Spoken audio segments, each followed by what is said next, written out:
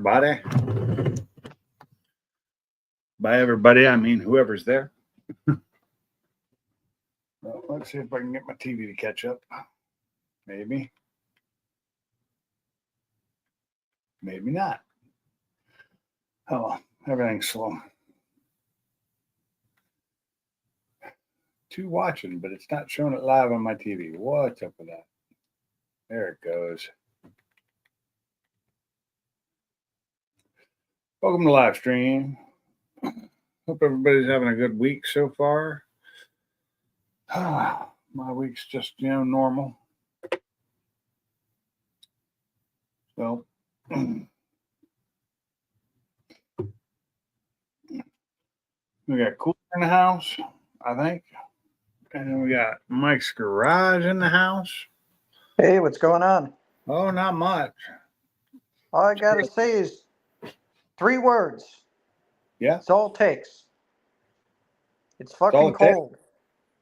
It's fucking cold. It is. Let's see. It's 29 degrees outside right now. It's funny. I woke up with like 3 inches of ice, or not ice, 3 inches of snow on my car this morning and on the ground. But by the time I got home, the snow on the ground was gone. And it stayed below freezing and the sun did not come out. So I'm guessing the ground was warm. What's up, Bama? And Dales, how's it going? We got an inch of snow today. We got 3, but it's gone. It's already gone. We still have it. Yeah. Our ground was warm. So that's the only figure, is it? Because the sun did not come out today that I know of. And it stayed below 30 today. Nice. Yeah, it was funny. Dale on Facebook, I don't know if he saw my comment, but I have a very strange humor. And Dale had mentioned that that there's 20 plus free cats in his area and they keep on reproducing. And he's like, someone's got to do something about this. And he says, when I get into a vehicle, it smells like it smells like, a cat was in there. And my response, and this is my humor, it's off humor, but I said, well, just take the cat, weld it to the exhaust, and it'll lower emissions. That's just wrong.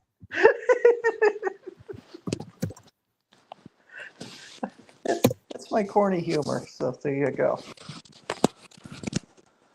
I was in so at work, I should be a lot more professional than what I am for what that I do. But I kind of crack jokes and just get everybody to laugh and kind of startle people by the shit that I say. So I'm in a meeting today, and a bunch of executives, and we're going through some stuff, and this one young lady that's on a different team. She just came back from vacation, and she's like, yeah, I'm still apologize everyone. I'm still catching up on my emails. And I said, and without missing a beat, I said, there's a fix for that, right? And she says, what? Mark all is red. Yeah, I do that too. She's like, and everybody just started roaring, laughing. First, it was silent for a second because people are probably like, I can't believe he said that. But then everybody started laughing, and I'm like, yes, we need to get executive support. So that way, So one guy's like, so every Monday we just mark all as red. Absolutely. Mark them all as red. Life is much easier. There you go. I do know that I'll scroll through emails and I'll look for the ones that I think I need to read, and then I'll hit mark all as red. After I'll pick and choose, because there are some that I actually need to read, but mark all as red works so good. What's up, Scott? I have about 200 to 300 emails a day that come in. No. Mark all as red. I'm done with that. No. I have to, because you got to remember, I manage a team, so I need to stay informed and manage up and all that crap. You work remotely. That's one reason why. Well, but so the company, even if I didn't work remotely, I work for a global company. So it's I could be in the office. Most of the people I interface with are out of country anyway, so doesn't. I'm lucky. If I'm on a bad day at work, I'll come into work and I'll have 20 emails, but most of them are parts received emails because whenever they receive parts, everybody gets the email because we all need to know if our parts are there. Like everybody gets it. So Shit. If I had 20 emails, I wouldn't know what to do with my time. How many meetings do you have a day? Me? Yeah. One or less if I'm lucky. Okay, so if let's just say if I work 9 hours in a day, I'll have usually around 20 meetings scheduled. So I'm double booked for most spots, and I've got to figure out which ones I want to take and which ones I want to put different people on. My day's all freaking meetings. Well, my boss has that problem. The owner, he's in meetings all the damn time, but I just get my work done. I'm too busy to have meetings. I don't have to. Ain't nobody got time for that. Now, here's the interesting thing. So if you have a manager that's in meetings all day, you might say, well, when did they actually get work done? That's after they go home.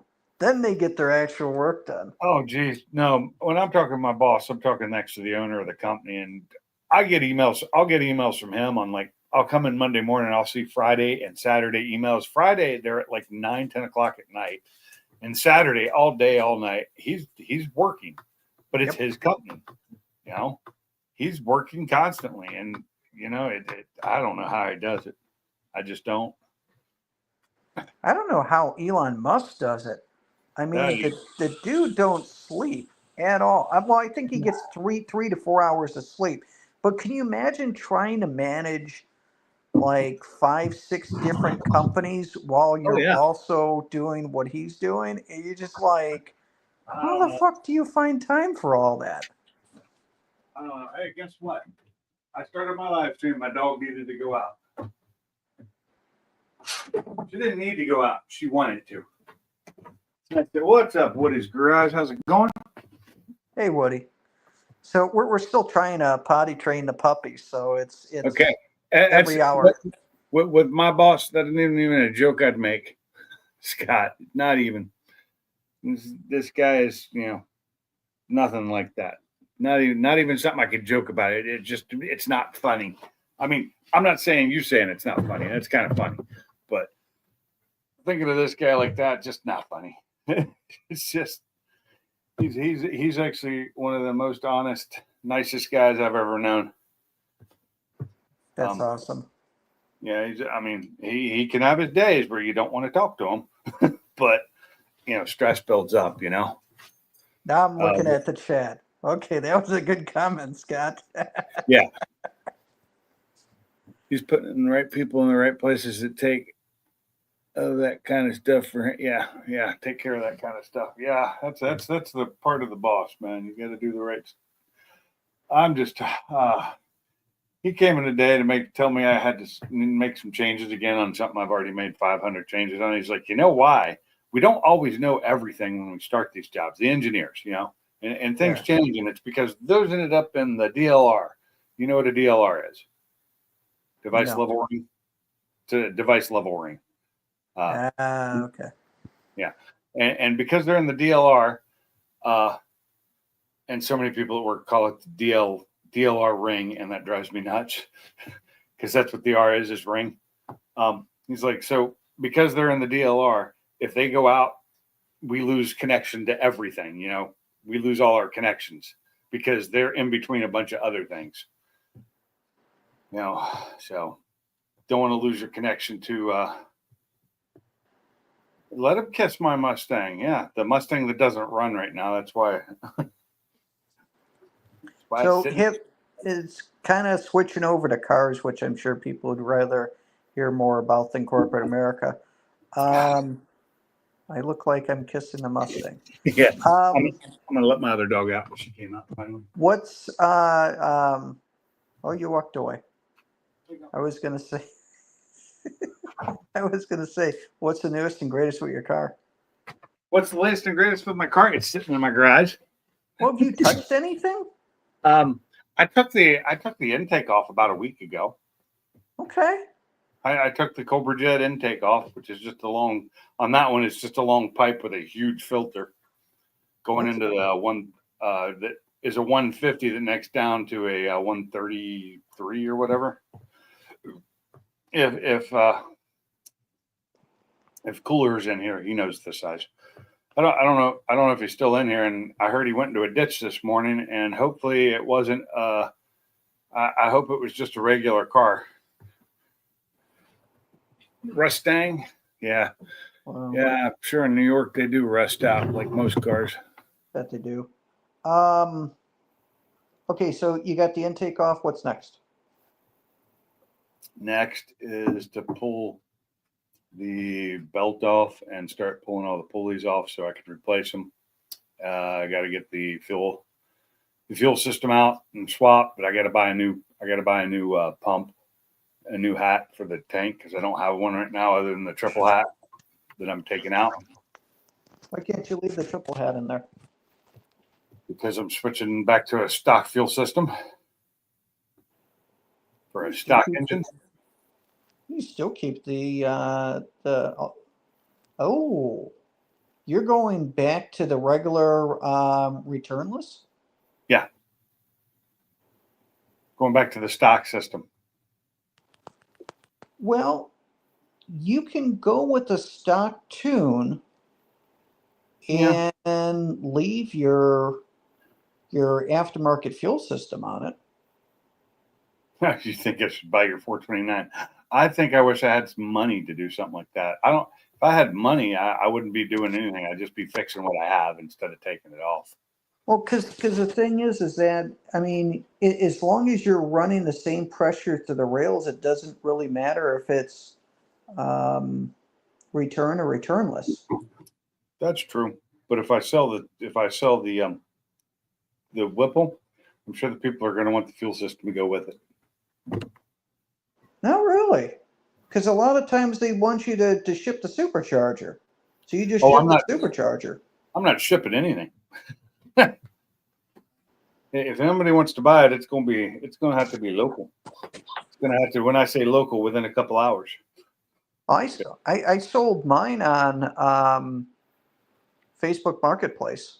How much did that thing weigh? Fucking a lot. It was was in Eden, and when I shipped it out, the fucker was 80 pounds, 70 Oh, so pounds, it's something light. like that. So it was a light one. I can't even lift the Whipple. I can't lift it myself. Oh, Now I could when my arm wasn't, but right now I can barely lift the top on it. well, But how's then it? I've got the oversized the front intercooler that I got to take out, which is going to be a pain in the ass. Yeah, I got to pull the whole front end apart, which no big. I can keep the But fuel system. I and just swear sell the supercharger. yesterday I almost talked myself into keeping the damn thing. So my 2 cents. Keep the fuel system, sell the supercharger, put it back to stock. It'll run fine with your aftermarket fuel system because as long as at the rail you're at the pressure that you need to be at, it really doesn't care. But then if you decide later on that you want to put on a different supercharger or turbo or something else later on, you still left the bones. You True. pull all that stuff out. And for the next supercharger, dude, I'd go with the centrifugal. If I was going to do another supercharger, it would be. I really think if I ever do anything else again, it would be a turbo. Okay. I love turbos. I do. I love me some turbos. I mean, I don't like the sound of centrifugals, but I like how they pull. Yeah. And for a car like yours that you have problems getting traction off the line, the centrifugal is your best friend because you're not gonna have any boost at the line per se, nothing huge. But then as you get going, then it's gonna kick in, which is Yeah, but that's I mean, like a turbo. Yeah, I can get it on the line too, but I can regulate it. I can tune it. I can tune a turbo so that it only gives me like 2 psi on the boot on leave, and ramps up after that. Well, yeah, you could adjust whatever that your two-step is at the RPM, to determine how much it spools up. But yeah, Because I'm not getting rid of my two-step. I'm keeping that. yeah, I'm no reason to take it off. yeah. But I wouldn't pull the fuel system. I know that I gotta swap out all my plugs. My plugs all need changed. But I Yeah. need to take out the plugs and turn the engine over and make sure there's not water still in the pistons. Oh, I got my camera on still. Hold on a second here. You guys are looking at the air. All right, hold on. Turn this off. But yeah, I'd keep the fuel system.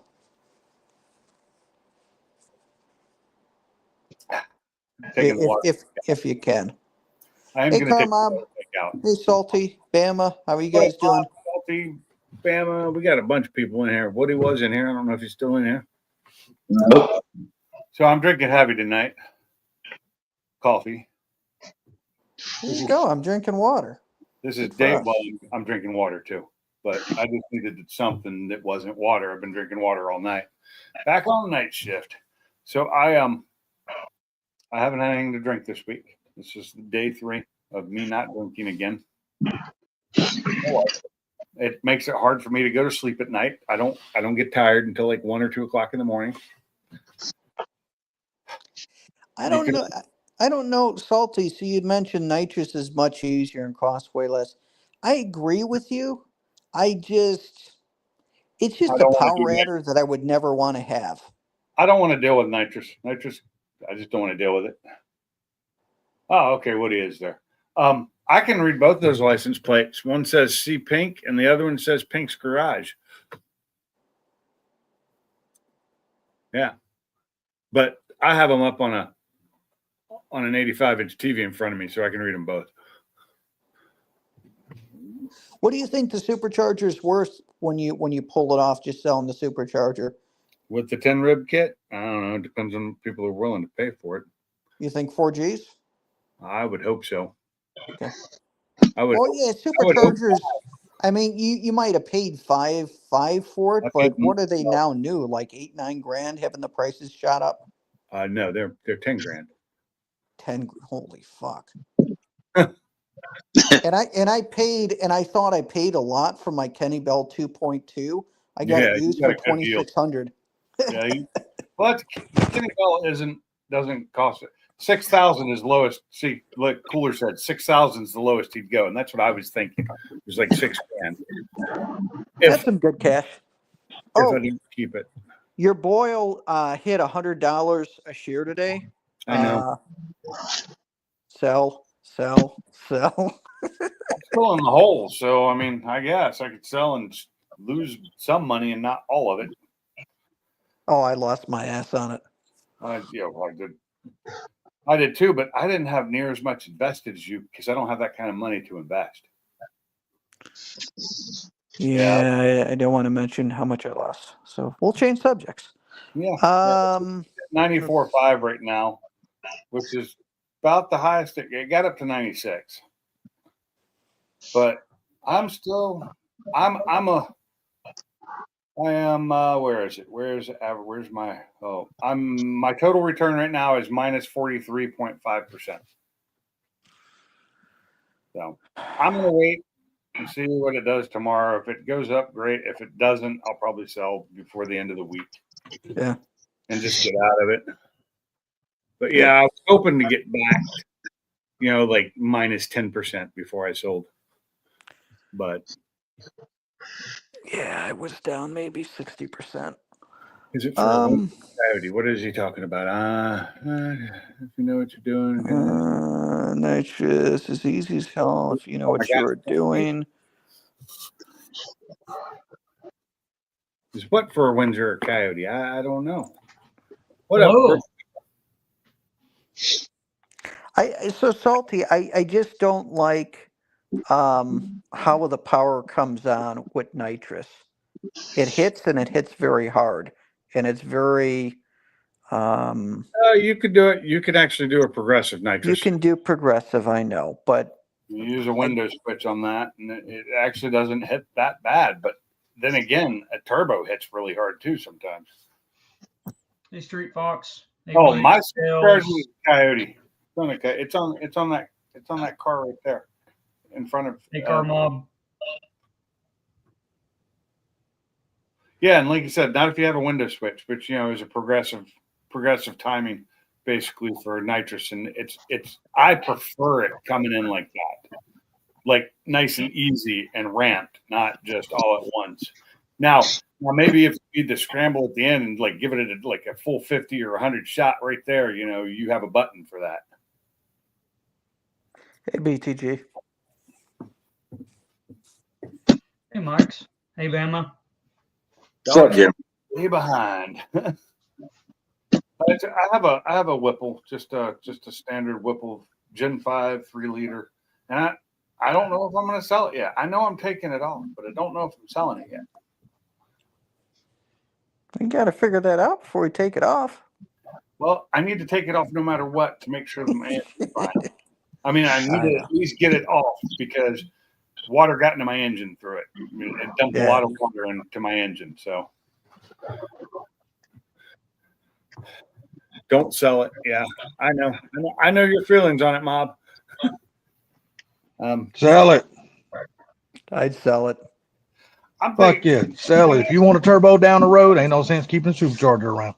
Just thinking about going back to stock, like not fully. I'm going to leave one or two little suspension things on my car, but like taking it back to ride easy, which I may even want to get rid of the Caliber. Maybe not. I mean, I'm not gonna get rid of my axles. I'm not gonna get rid of my drive shaft. Shit, no, I wouldn't do that either. I'm not gonna get rid of the gearing that it's got in it. Although the gearing in it makes it really slow. I might actually have to switch my rear end gearing again. Because shit, go back up to a 373 for a street car. Hell yeah, I would. Yeah, I geared it 331, I think it is, for when I put the Whipple in, so that I could take off a little bit better. I mean, centrifugals are nice, but you're always. I mean, not centrifugals. Turbos are nice, but my opinion, you always got to fuck with the damn thing. I almost think that a centrifugal would be the best for you because with your current setup. My turbo. Why you got to fuck with it? When's the last time you fucked with your EcoBoost? Yeah. But that's the stock one. He's talking about putting something on aftermarket. Okay, well, but he's probably not talking about something that's going to set the world on fire. But if he goes with like an on-3 system, he's going to be plagued with freaking exhaust gaskets. No. Oh man, the shit never sits right. That's all I'm saying. I've never had those problems with exhaust gaskets. Man, I done told y'all go nitrous or go home. No, I'm just messing with y'all. I know y'all guys don't like nitrous. I'm a nitrous lover. I love that shit. I just don't want to deal with it. Because I love that shit. Deal with having to make sure that there's a charge. It's kind of like running methanol injection. The one thing I got against that, and I have it in my Focus, and I blew it up, but is you got to make sure it's in there. You can't run out. If you run out and you're on that tune, you can blow your engine. Hey, that got me another nitrous buddy in the crowd. Look at there, Mr. Woody. There you go. The reason why I keep saying centrifugal is the biggest problem with your car is that you can't launch it well in first gear. Oh, I'd love to have an ESS on there. Yeah. Right. That would be awesome. Because the thing is, all you're doing is blowing your tires off in first gear, and then if you start it in second instead, it just bogs. So it's either getting the right, adjusting to get the right gear in there, or going with something that's not going to have that massive hit out of the hole that's going to pull like a freight train as the RPMs go up. Yeah. I could speak on a few different aspects of everything. I mean, but Mike, you are right. First, if he wanted to drag race the car or even road race the car, it would be good. But the one thing also would be, especially, I don't know, Pinks, I know we talked a while back and you were thinking about going back where you could actually enjoy the car and road race the car. Yeah. If you did multiple pulley setups where you could have one to get all the power for the drag strip and then pulling it down where you pull it down around 700 wheel, it would be awesome, but you would still have the same issue. You'd have to have a very sticky tire on the back, even to enjoy it on a road course. I have sticky tires. I guess how many phrase that? a sticky, stiff sidewall for road course, like something Well, like I have 100 those- grit wear or less. I have those too. Okay, well if you Have you got not those, seen Have you not seen my wall of tires? I I have. My problem is, I think some of those tires are just getting old, just sitting. But well here's the one thing: when was the last time a lot of them were heat cycled? oh, been a while. But and what really sucks now is I don't have it air conditioned and heated in that garage right now since the heat pump went out. Mm. Before that, they were being kept at a moderate, anywhere between 50 and 65. Yeah. Which Which means is- now you'd have to cycle them back 2-3 times, get any life out of them. Then you'd probably get half a season till a full season, and they're done. There's no season for me. The cost of racing at a track now is so prohibitive compared to what well, autocross. I'm not a big autocrosser. I like the full size, tracks, like up at Barber, the Corvette track. If I want to autocross, I'll do that in my Focus. Yeah. But not right now. But if you're looking to just have fun on the street, just tool around and have a good time, going with a centrifugal would just be fun because you would have that daily driver, stockish feel when you want it to be. But then as you get on it, it's freaking ferocious. But I mean, you can still drive it around and not feel like this is a race car and only can drive well at the track. And besides that, it's not, Yeah, I was having. I mean, I was having. It was fun taking off at like stop signs and stoplights in first gear with that because my foot doesn't like to only go part way down on the gas pedal. That's its problem. Mm. So it made it real fun taking off because I'd spin tires almost every time. Not a lot, just a little. But I have that problem even when it's stock. So Yeah. I forgot what gear is still in your car now. Is it still a 331? it's 331 rear end because that's not what it came with. It came with the 350 something, whatever the stock. 355. 355. Yeah. It came with that. I changed to the 331s before we put the Whipple on, knowing I was putting the Whipple on. And I wasn't really driving it much then either because I was moving. I got that done not long before we moved. And then the car's been down more than it's been running for the last years. That's on me. But yeah, I'm just hoping that the water leaking into the engine didn't damage it. Like you said earlier, pull it off, pull the plug, spin it over, and if it was me, I'd still run a bore. If you got to get one of those cheap bore scopes, then bore scope every single. Oh, I have Borescope. I have a nice one actually that I haven't even used yet. Yeah, I wouldn't take nothing from my borescope. That's something that's about 20 years old and still works perfect. Mine's brand new Very good. in color, and it's Yeah. got a 5-inch screen on it. Yeah, I still got my old trusty Snap-on. I wouldn't take nothing for that damn thing. I'll give you nothing for it. How's that? That's fine. But no, I'm just telling you, it has been I know. always been a great machine. The one I've got, I need to do what I need to do is use it and do a review on it because that's why I bought it, was to do a review and to be able to have it because it's got two cameras. It's got a front facing and a side facing camera.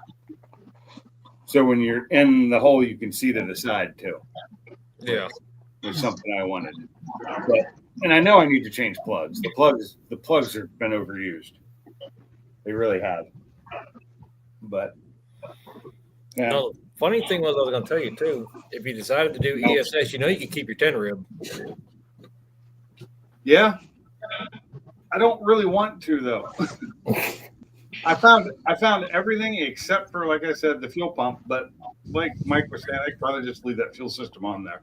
Sure, I would. That's how much is already installed. The bad thing is, I've got two sitting in my garage. I could probably just drop off to you. Yeah. What, fuel systems or pumps? Factory fuel pumps, factory fuel connection hoses with the sending units. Are you gonna be willing to buy the fuel system out of his car? No, but I'll help him sell it.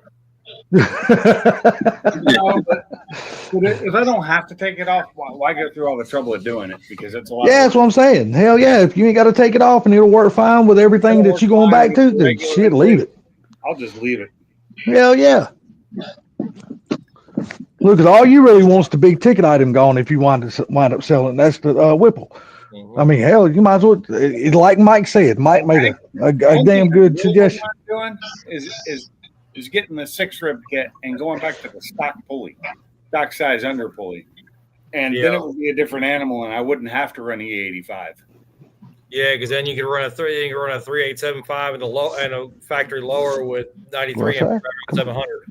Yeah, because I'm running E85 now, and that does not like the cold weather. That is for sure. What does the ESS supercharger go for these days? For a G3 kit, I think they start at $57.95, and I put one on the blue car before I got rid of it, and the guy bought the cars. I pulled it down. He's done. He's knocking on Ken's back door. Ken's gone into 5s, and he's knocking on 6160s every time he takes it out. Nice. They're good. They're good systems. So I got a question for you. 4 pounds.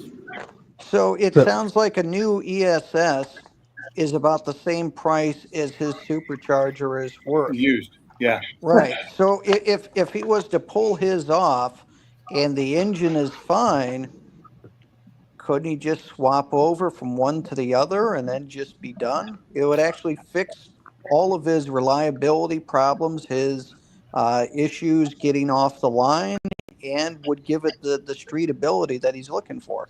It would. And the one thing is we've done a couple of manual cars. And the one thing I noticed with them, even if they just take it off at second gear and just like nailing it, 6R80, 10R80 car is you guys see the RPM spike up and it's gonna blow the tires off. Most every manual car I have, if it's got a decent tire, has actually stuck on the street and actually helped. Hey, Mr. Mark One. What's up? Gary, what's up? What's up, Mr. Gary? Would it What's up, blow Mr. the Gary? tires off less than what he's currently doing? Do what, Mike? I didn't hear you. If he switched over to an ESS, would it blow off the tires a lot less than what he has with the Whipple? Correct. Yeah, because Whipple's instant torque hit. Yeah. It's got to be wound up. I mean, pretty much you below 4,000 RPM, it's going to drive like a stock car. Well, I'm I just want to say hi right quick. So he's live. I want to say hi to everyone. I'm going to get out of here.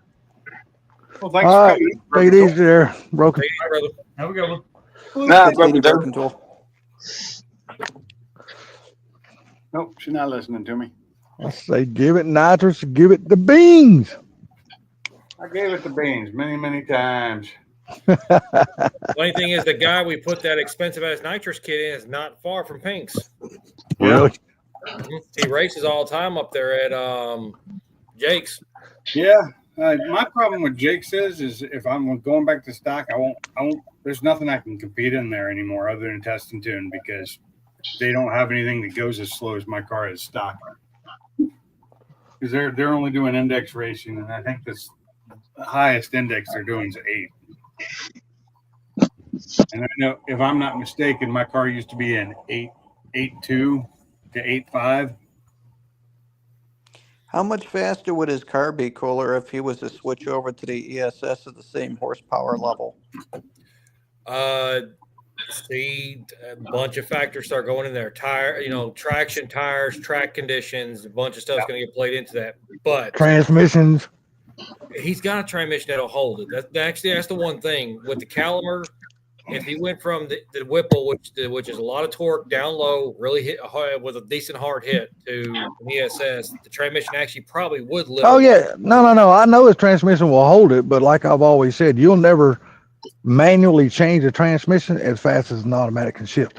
I don't give a shit who you are on this planet. You just ain't fast enough.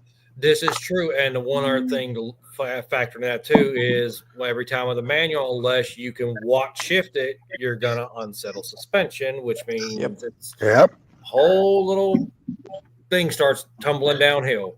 Yeah, that's when you go into all the damn suspension tuning and all this other shit, and that's look. Suspension is another whole ball of wax all by itself, minus the power. Suspension is a whole damn thing. My suspension, my rear end stuff, too tight now. I think it's too rigid. Because it's like that old saying: if you can have all the power in the world, but if you can't put that shit down, it ain't doing you a damn bit of good. That's Yep. it.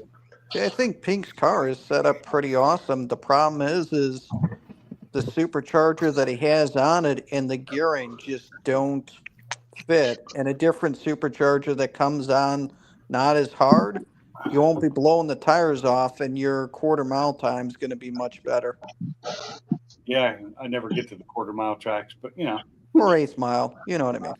Yeah. Pink's car right now has got enough power that if that car would stick, every time. Oh, he could be in the 9s easily with his car. It could be in the 5s. Yeah, he'd be. No, I'm talking about in the quarter. You could be in the 9s easy. At an eighth mile for sure. Yeah. But I was getting close to the 5s as it was in the 8. Oh yeah. But that's But at the same time, it's like you and me talked before. There's a fine line from I got a fast car to I've got a fast car, but I can't even enjoy it on a street because I can go anything over quarter throttle and blowing even drag radials off the damn thing. Yeah. Yep. Done that plenty of times. Mm-hmm. With Yeah, that big radio shit starts tomorrow for anybody that's interested. Oh crap! Sorry, I didn't realize the link wasn't showing anymore. Say it was at the very top, Mark 1. Very top of the channel. It's just done rolled off. Yeah, like I said, for anybody that's interested, the biggest damn radio race in the world starts tomorrow. Where's it at? I haven't paid attention. Where's it at? It's lights out down at SGMP. Yep, starts okay. tomorrow. I didn't know that was tomorrow. Yes, sir. Starts tomorrow. I mean, the official dates for it is Friday, Saturday, and Sunday, Yeah, but they actually started running today for money. I have a feeling Gary's going to tell us something. Oh, I guarantee you, he's going to question what Salty said about a manual and automatic. He should. Well, I'm just going to sit here and take. Look here, man. Look here. I will never mean that manuals cannot be fast in drag racing. I will never say that, because it has been proven that there's some badass manual drivers out there. But it's just the way it is. A manual can never shift as fast as an automatic. It's just the way it is. You're never going to do that. Depends on the automatic. There's some slow ones out there. Well, if you got any kind of common sense, if you drag racing, you ain't running no stock transmission. You're building a damn thing. If you plan on drag racing competitively, you're not running a stock transmission. You're spinning your fucking wheels at that point. Just like if you're manually racing, you're not going to be running a stock manual anyway, because it's just not going to hold up to the power you're putting out. You're going to have a built manual. So it's the same principle on both ends. I did it for a while. Hey, Gary. Hang on one second. Crazy thing is, like, all the drag racing I did on my stock transmission, I never once tore the transmission up. Because that's the same transmission, just rebuilt. Yeah. But it wasn't broken when I took it out. It was fine. Go ahead, Gary. I'm standing up so I can feel all the ass chewing. Why? What's going on? I figure you start gnawing on me, so I'd go ahead and I just stood on up because I knew it was coming. What did you say that I missed? I said, if you're drag racing, a manual will never beat an automatic. Saying you can't shift fast as an automatic. Well, you'll never be able to shift a manual as fast as an automatic. If I'm going to race a car and it's going to be full out race, you're damn straight I'm going automatic. Damn right. You know what I'm saying? I get it, but don't ever say that automatic's faster than a stick, because no, I won't say that. Transmissions that they got in there in these cars nowadays, buddy, will beat up automatic. But you ain't come here.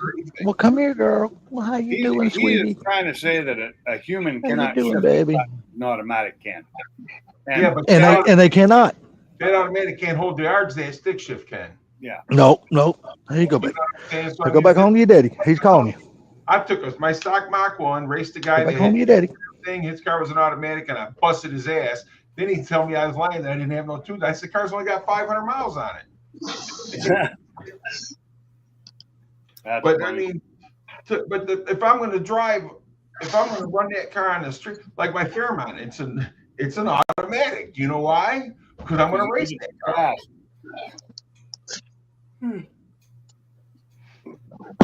Oh yeah, I know. That's why they have a class just for stick shift.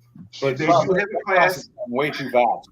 They do have a class for stick shifts, and there's a reason for that. But most of the classes, most of the places I go where I see a class for stick shifts, they're all way too fast. But see, they got that transmission that goes right in the line. 1, 2, 3, 4. Yeah. Good old sequentials. What are they called? Sequential? Yeah, sequential, man. That's almost like shifting to automatic. And I know a lot of They're times so when I damn see fast. stick shift class, they say H pattern only. Well, Oh yeah, well that's what people want. They don't want sequentials in there. They want H pattern only. So what is it? And Pinks, I think you met him when and you saw him at the shootout last year Come on. at Fort Takeover. Mark something in Turner, my his flower brother. bed's got her attention.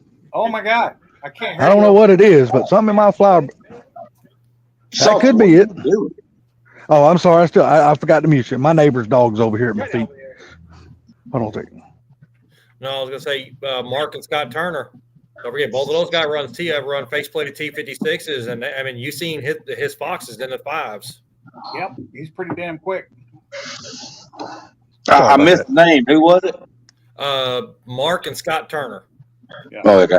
Hey, there was a teal cobra, a true teal cobra running in 6 week, and that dude was a manual. That dude was turning it on, dude. He was getting down. He was running. What was he in? What was he running in the quarter?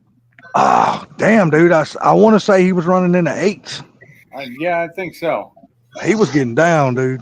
That What- car was beautiful too. What was it? Was it a teal? It was a 93 teal cobra. Oh, that's real teal by Second Shift Racing. Yeah, that's the one. Yeah, that thing Yeah, was- that dude was fucking getting down, dude. He wasn't messing around. He I won think his class easily by big numbers. Wasn't nobody think- even close to him. Second Shift Racing also holds the title of the fastest stick shift Cobra. maybe. Could be, and it very well could have been that car that we was watching in 6 week. Could be. Yeah, that car was moving. That car was fun to watch. Mm-hmm. Hey, Stick shift. yeah, he was banging the piss out of those gears too, buddy. It's like, you could tell that car almost popped wheelies every time he switched gears. That son of a bitch was getting down, dude. Mhm. Yeah, the only problem with that is like he could be faster if he wasn't unsettling himself so badly going down the track. Yeah. You know, you guys were talking about Pink's car. If he had had automatic in that car and had that thing set up right, that car would have been down in the 8s. Easily. Probably. I'm talking in a quarter mile. Yeah. Yeah, probably. Possibly.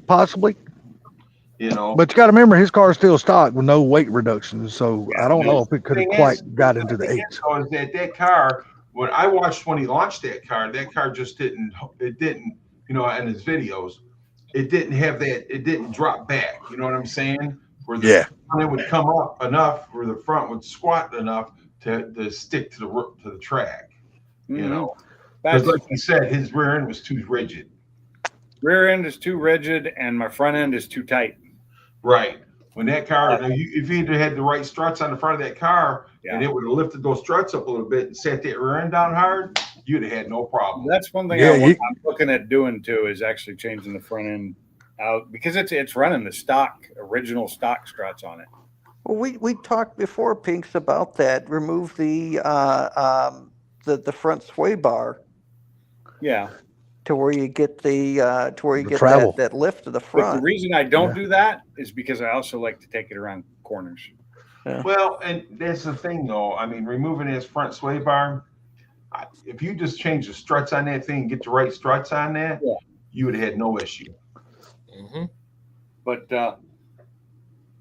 what was the other thing I was going to say? But you got to have the rear set up to match the front if you're going to make it fully transfer weight. Right, They yeah, all work together. I help work on the rear by changing. Car goes, you want that car to, you know what I'm saying? Yeah. You want it to squat in the rear and come up in the front. Unless you're on radials But you and in an don't want- automatic, then you want totally different. You want the front end to stay down, but you want the rear to separate. And look at that. Car Mob says Pinks was fat. I told Pinks, put that video back up. I promised him I wouldn't, so that's why I didn't. Well, I think there was a reason why he didn't want it at that time. Yeah. No, I still don't think he wants it now. I don't think he cares now. Well, we'll see if Murder Nova's got any balls come tomorrow. He's going down there to compete with them big boys and down at Lights Out. So we'll see if he can do as good as Kai Kelly can do. which I don't foresee that, because no offense, for Murder Nova, he's not. I'm sorry, but people might disagree, but he is not the caliber driver that Kai Kelly is. Kai Kelly's a fucking wheel man. That dude can drive the piss out of a goddamn race car. He ain't even close to Kai Kelly. No, Kai Kelly's a fucking wheel man. That dude can drive a damn race car. So what car did you go in the ditch with this morning, Chris? My Crown Vic. Okay. Did you damage it? Pride. What year model is your Crown Vic? 98. Oh, Oh damn! Yeah, I'll go ahead and put this out there. Here, not in the very near distant future, we're gonna be putting the old one up for sale. My mom's. I'll put it like this. I sold the truck because I need to take care of some stuff around the house, and my buddy's been bugging me for like 4 months to buy the truck, so I sold it to him, and I picked up this Crown Vic. I mean, hang on, I gotta use the correct wordage here. I'm de-hood ratting the car. How's that sound? okay. Which engine is that's the 4.6? So you mean to tell me you took the 24s off of it?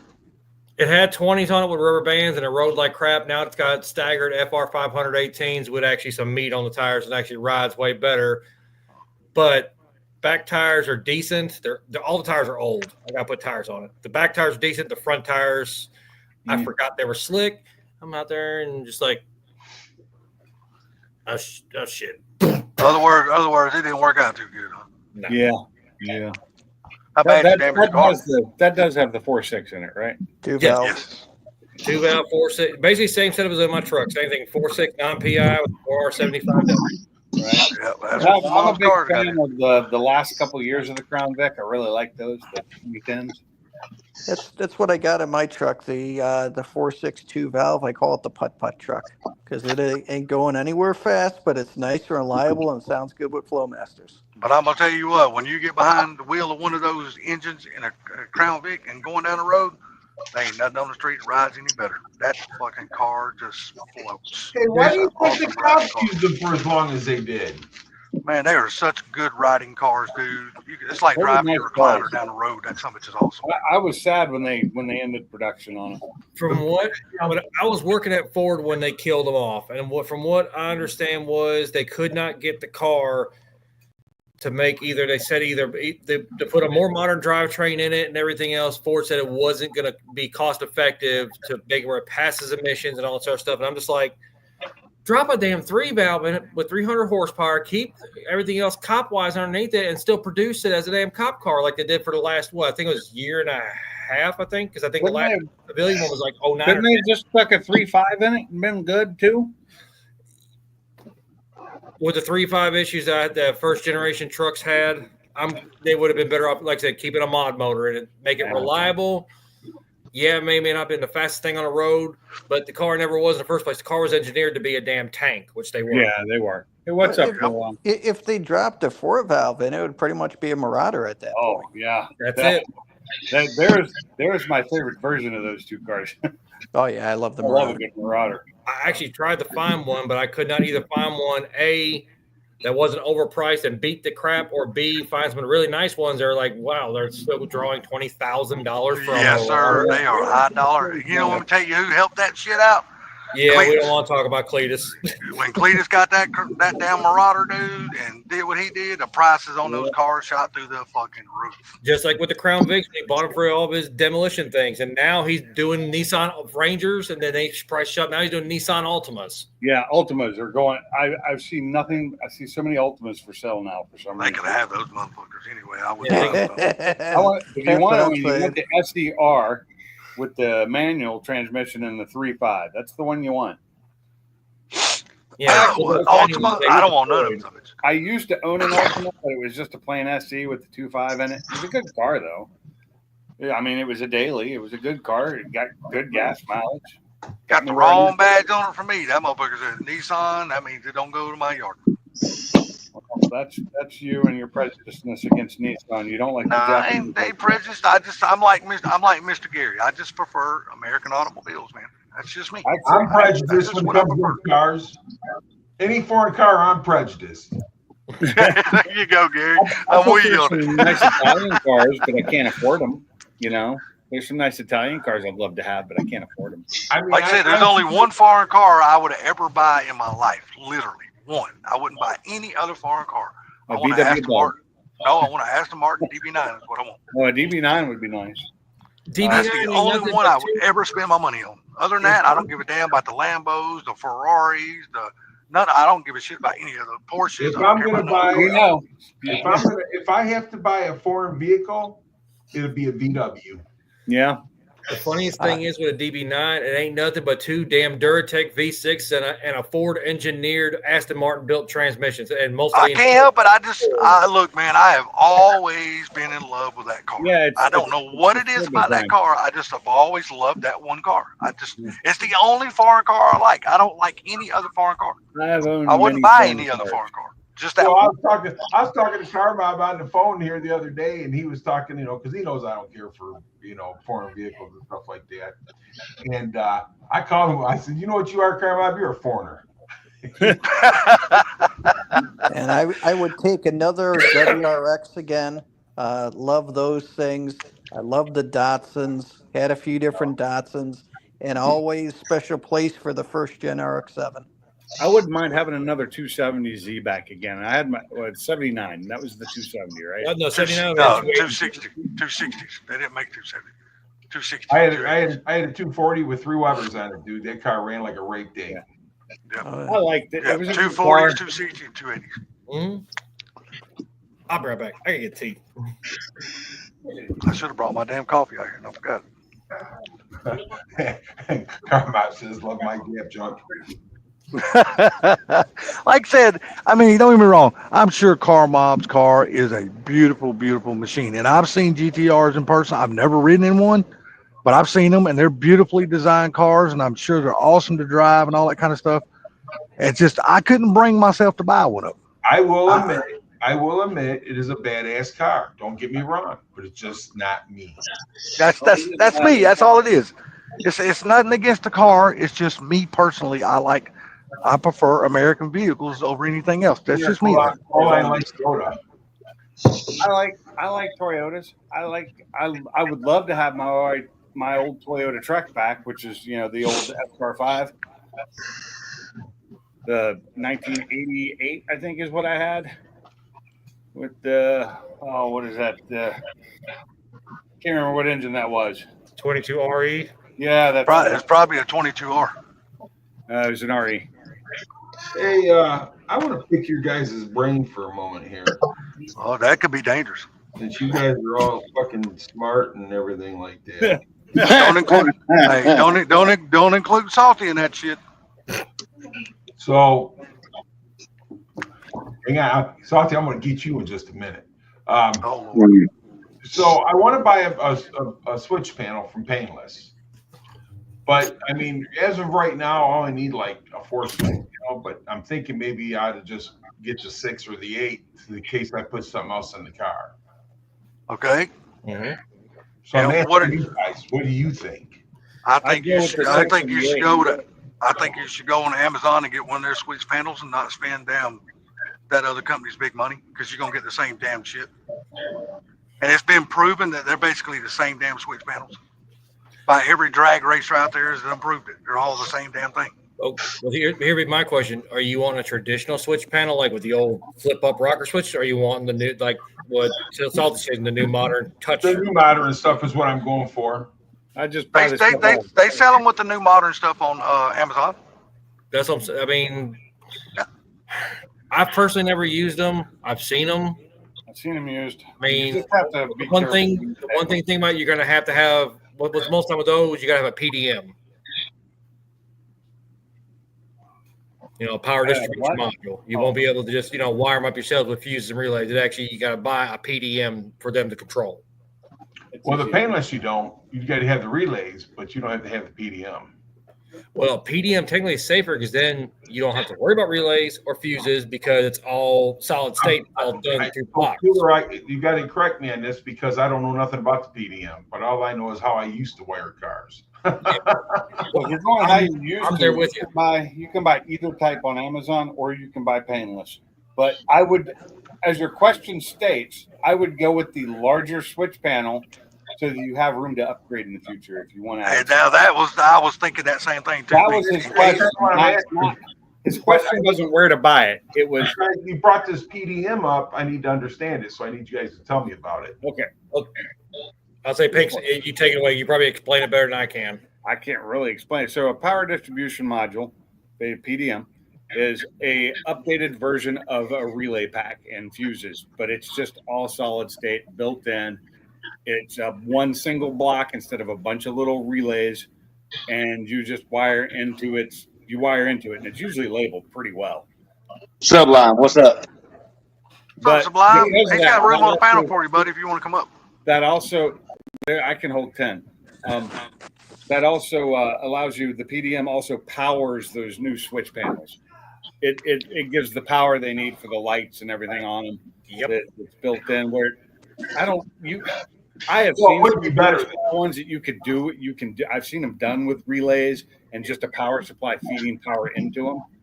But the PDM is much easier. It really is. It's all in one unit instead of having to get all the different relays. But like I said, It's a power display module.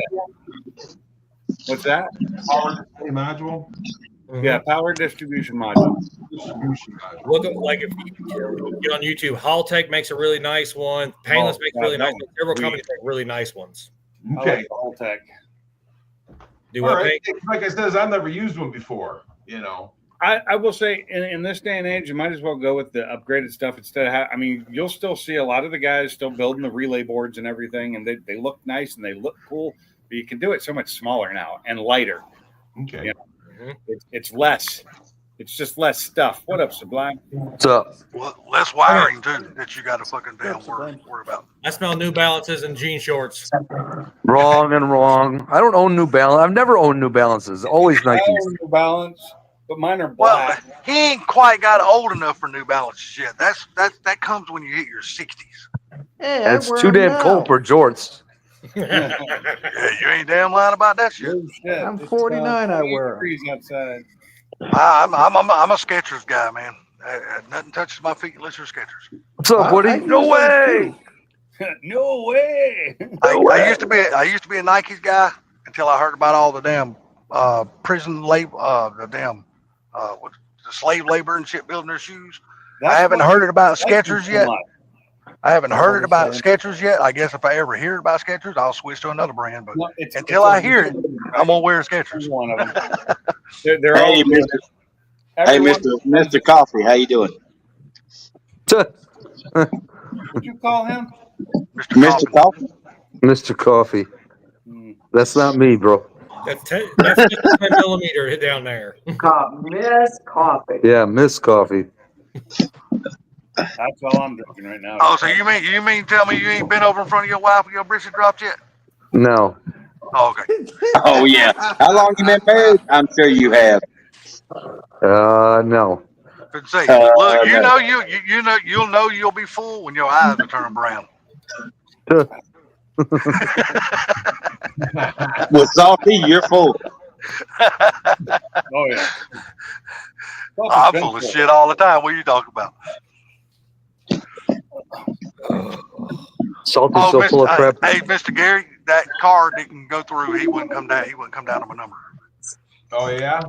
I tried. I even upped my number $500 more, and he still wouldn't meet me.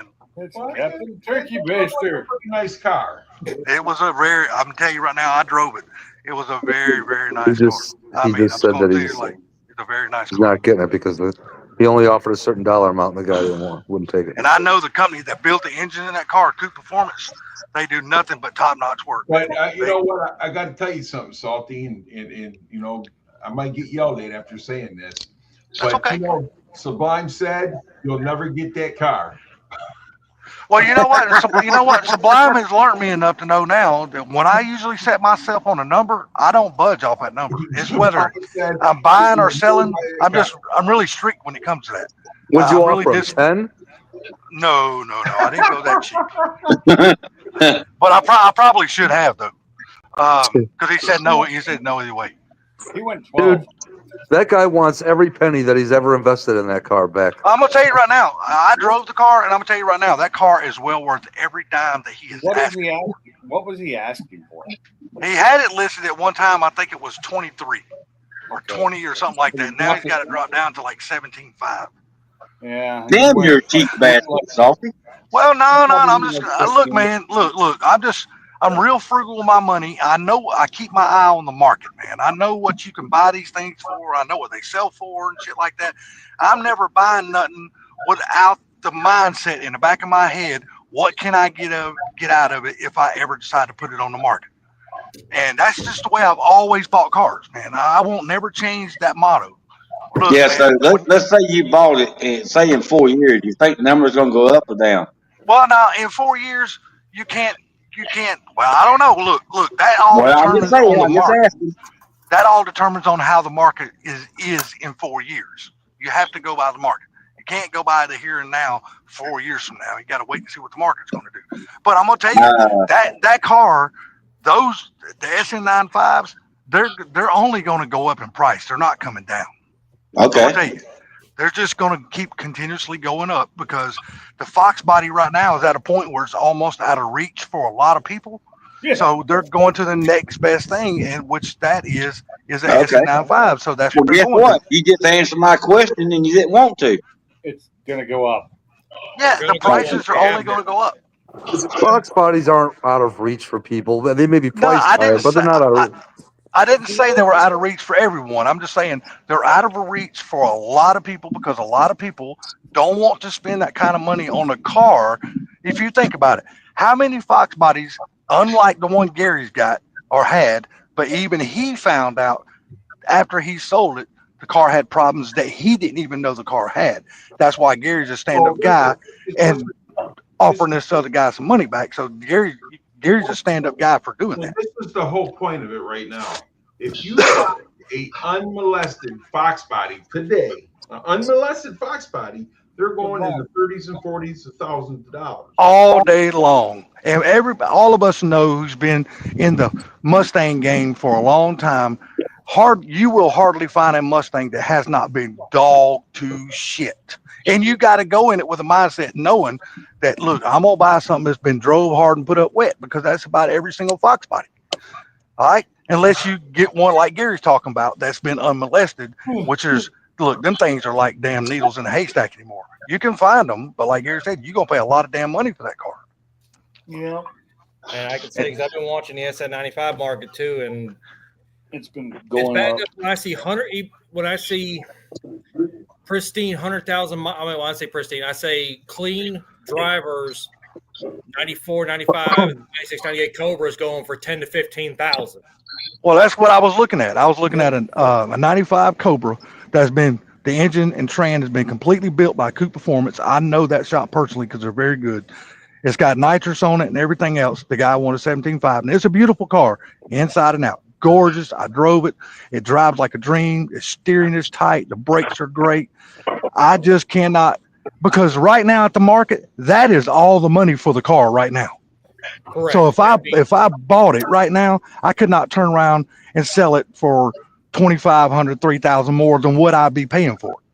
So that's the reason why I didn't buy it. I'm like, the dude, you want to resell it. So no, it ain't that. It ain't that. But if some motherfucker comes along and is interested in buying the car, look, it's hard for me to say no. I'm just like one of those dumbasses. I can buy a beautiful car today, and in a week now, that motherfucker be gone to somebody else if they offer me enough money. It's gone. I bought a brand new. Matter of fact, it's right there on the wall. I bought that car. It's Cobra, black on black, and I paid $15,000 for that car, brand new. Yeah, try buying that same car today for that price. Hey, I got to take this mental dog out. I'll be back in a couple. All right. Yeah, like I said, try buying that same car in that condition today for $15,000. Is that's what those cars are starting to come back up in price because you can't find them anymore, especially the Cobras. Yeah, and this was a true 95 Cobra. It wasn't a rebadged GT. This bitch was true. I ran the VIN number, everything. This is a true Cobra. But like I said, he's already asking all the money for the car. I can't get it. I can't flip it. Not saying I would want to flip it, but there's always that opportunity. If somebody wants it bad enough, they're gonna put a number on it, and it's gonna be hard for me to say no. But 17.5, 18.5, 19.5, that's all the money for the car right now in today's market. That's all the money. Here would be my question, and this is because this is what I went through when I bought my Cobra back, reinsured it, and put Haggerty on this, that, and the other. And I've got one of the Haggerty magazines. I probably pull it up around here. Depending on the condition of it, there have been some concourse ones, and Gary knows what I'm talking about. We're talking probably less than 2,000, 2,500 miles, garage kept, trailer queens, whatever you want to call them. Still new. That are going for mid upper 20s. Even I think one sold late last year for like $31,000, but it was actually a weird spec 95 Cobra Oh, because it was one of the what was it? It was real red with a tan cloth interior. Only one of like 16 that were ever built. Yeah. Well, that's a special car at that. It had that camel tan material interior in it. But see, Yeah, but it was cloth. That's the reason why it wasn't leather. Like most of them were. if you go, Yeah. See, this car wasn't that though. if This you car had go- already had the engine taken out, with the engine built, trans built, rear end built, and it's got a nitrous system hooked up with a nitrous bottle in the back of it. So you're not getting that kind of money out of this car. It just ain't gonna bring that. Like I said, if you find a non-molested car with low miles on it, I'm telling you, they're selling up here between $35,000 and $40,000. So SN95s? Molested car, all original, and like new. Hold on. So Salty, I'm looking at what year do you want? Does it have to be a 95? No, I don't have to be a 95. I just happened to see the car as I was scrolling through, and I was like, damn, I like that car, and it wasn't far from my house. So I was like, well, let me just give this guy a message and see if he will even respond. I didn't even know if the car was even still available, because you know how like some dumbasses, they sell their car and they never take the fucking post off Facebook Marketplace. So then you're Right. calling somebody and the car's not even available anymore. I didn't even know. So I call him and he's like, hey man, it's cool and all that kind of stuff. And go ahead. Are you looking at a white one with black stripes? No, there's so up in Thomasville, North Carolina, there's a 98 white Cobra, no stripes on it, and it's a 98, so it's the SN95, not the New Edge, which technically New Edges are SN95s. But it's what you're looking for. 39,000 miles on it originally, and this thing looks unmolested. And I'm looking at the pictures; it's clean. Yeah, but they got the junk motors in them though. I mean, the junk motor, the It's got the 4.6. no, it's got the 4-valve engine in it. Yeah, it's the 4-valve B heads on it. Oh, okay. That might be different. Yeah, don't forget, any 96, 98, it's got actually the block that a lot of guys wanted to build back in the day because it's the Texas. Correct, the Texid block. Yeah. Okay. But he Yeah, wants, Ford it's got 39,000 miles on it, very clean, 15 grand. That ain't a bad number. That's not That ain't bad. a bad number. I gotta explain this right now because, and Sublime just went through this. You know, he's got that vet and it's got low miles on it. And what low miles does to a price of a car, you can ask him what it started out at and what it ended up at after they did the quote on the with the miles and everything on the car. Car went up a few $1,000s. Mm-hmm. Yeah, I just couldn't get this guy to budge off his number though. He's dead set on that number. And that's the way I would be too though. But if it was his an defense, unelectric car, it'd be a different story. That car has had all kinds of shit done to it. It has, and that's the reason why I can't pull the trigger on it, Gary, because I know what's been done to the car. I've visually seen it with my own eyes. You know what I mean? I've seen it. The car's got nitrous. One thing, it does not even have subframe connectors on it. And me, I'm like, hell, dude, it's got a built engine, built trans with nitrous, and you don't have subframe connectors on this car. Something's wrong with you, buddy. That should have been the very first thing you done to this fucking car. Before you done any upgrades, you should have put subframe connectors on it. If you know you was gonna build the engine, build the trans, build the rear end, throw nitrous to it, you should have put subframe connectors on the car. First thing. That's a no-brainer. But I will say everything, all the doors shut, all the body lines up great. It's got a good paint job on it. Interior's fucking like immaculate on this car. I mean, it's a really, really fucking nice car, man. It really is a beautiful car. Hold on. You said the body lines line up. So what the body lines are all perfect, dude. They line up perfect on this car. So it wasn't built by Ford then. Well, I don't know. You can tell. You can tell by looking at the car that somebody has massaged the body on the car. Oh, Somebody has been tinkering with body panel alignments and shit like that because the car was just straight as a fucking arrow. So I gotta tell you this, man. A friend of mine, his dad passed away. His dad was 79 years old, and he was one of those kind of guys. When he bought something, he kept it forever. Yeah. He's got a. Hang on a second. Let me make sure I'm telling you right here. I'm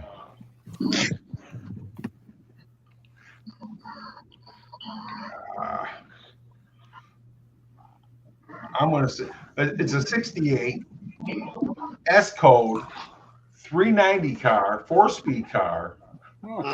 GT. Nice. And I mean, this car is immaculate. So he's calling me and says, I don't know where to get my clutch put in at. I says, well, do not take that car to a transmission shop. Take it over here to Blue Oval. Let Jeff take care of that car because he'll love that car just as much as you do. There you go. There you go. This car is freaking sweet. And that's the thing about this one, Gary. I know the shop that actually done the engine, transmission, rear end, and all that stuff in this car. Coupe Performance is like one of the top fucking companies in the Southeast to take a Mustang to. They are Mustang fucking geniuses at that company. That car right there, buddy. Look at that. Oh, nice. But me knowing the car has nitrous on it, I know the guy's been driving the dog shit out of the car. That's a beautiful car. On wheels, man. Yeah, I agree. I just, like I said, I can never get the flipper mentality out when I'm buying a car. I always got to look, can I make money off this car if somebody comes up and tries to buy it? Wow. I can't get that out of my head when I'm buying a car. You are complete opposite of me. When I buy a car, I look at it as this is the car I'm never going to get. Well, I can't. I've never had that mentality very often, but yeah, I've never had that mentality.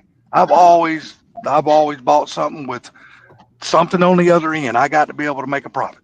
I mean, that's just the way I am. I can't help it. That's just. I buy cars to enjoy. That's why I buy them. I enjoy them, but I always want to make at least my investment back. I don't never want to go into the red. I always want to be. I have to honestly say that I've been in the car business all my life, and if I buy a car, I got to have some meat in the potato. Yeah, that's the way it is, Gary. I can't think no other way. I can't train myself to think a different way than that. The way you two think. It is not the way I do. No, and I get that though, because there's a lot of people like that, Pinks. But that's the way I was raised, and it was. I get it. Exactly. Same here, Gary. From but I was raised to buy something and keep it until it falls apart. But I mean, look at my 70. I've had that car for 47 years. Yeah, that is a long time. That's a long time for one person to own a single vehicle. One of the two. And you know what? You've had good number offers on that car and just never pulled a trigger on selling it. And you probably couldn't because that ain't a car anymore. It has that's like part of the family. You can't get rid of it. Let me explain this to you in layman's terms. That car to me has a soul. Yep. And if I get rid of that car, it's gonna haunt me. It will come back and haunt you for the rest of your life. It will. Into your afterlife. Exactly. See, and I've got that same attachment to my dad's truck. And for no amount of money, nobody can buy that truck. I don't give a shit. They offer me $1 million tomorrow. They won't get it because I just won't never part with that vehicle. I'll give you $2 for it right now. Never. I will never sell that truck. I mean, even if me and my brother never does anything with it and we sit there and look at it until our last breath, we will never ever part with that vehicle. Here's the sad thing though. You see that blue car in the background there? Mm-hmm. That's a car I've owned longer than any other car I've ever owned because they've been in accidents or I upgraded them to a better, car. I worked up to that one. And, I've had that one for what? I bought that in 2016. So I've had that one for 9 years now, going on 9 years in March. Well, see, this car that I've had is my 03 Mach 1. Bought it new off the showroom floor. Nice.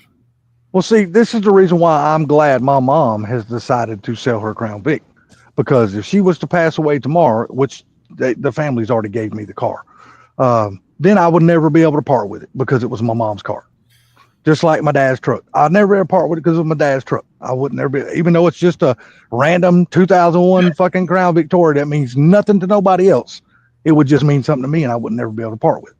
That's why I'm glad she's selling it while she's still alive and still capable of making her own decisions. That way, hey, she sold it, it's gone. I don't got to worry about it no more. Hey, Gary, Salty. Not to backtrack just a little bit, but because I was pulling up all my Haggerty stuff.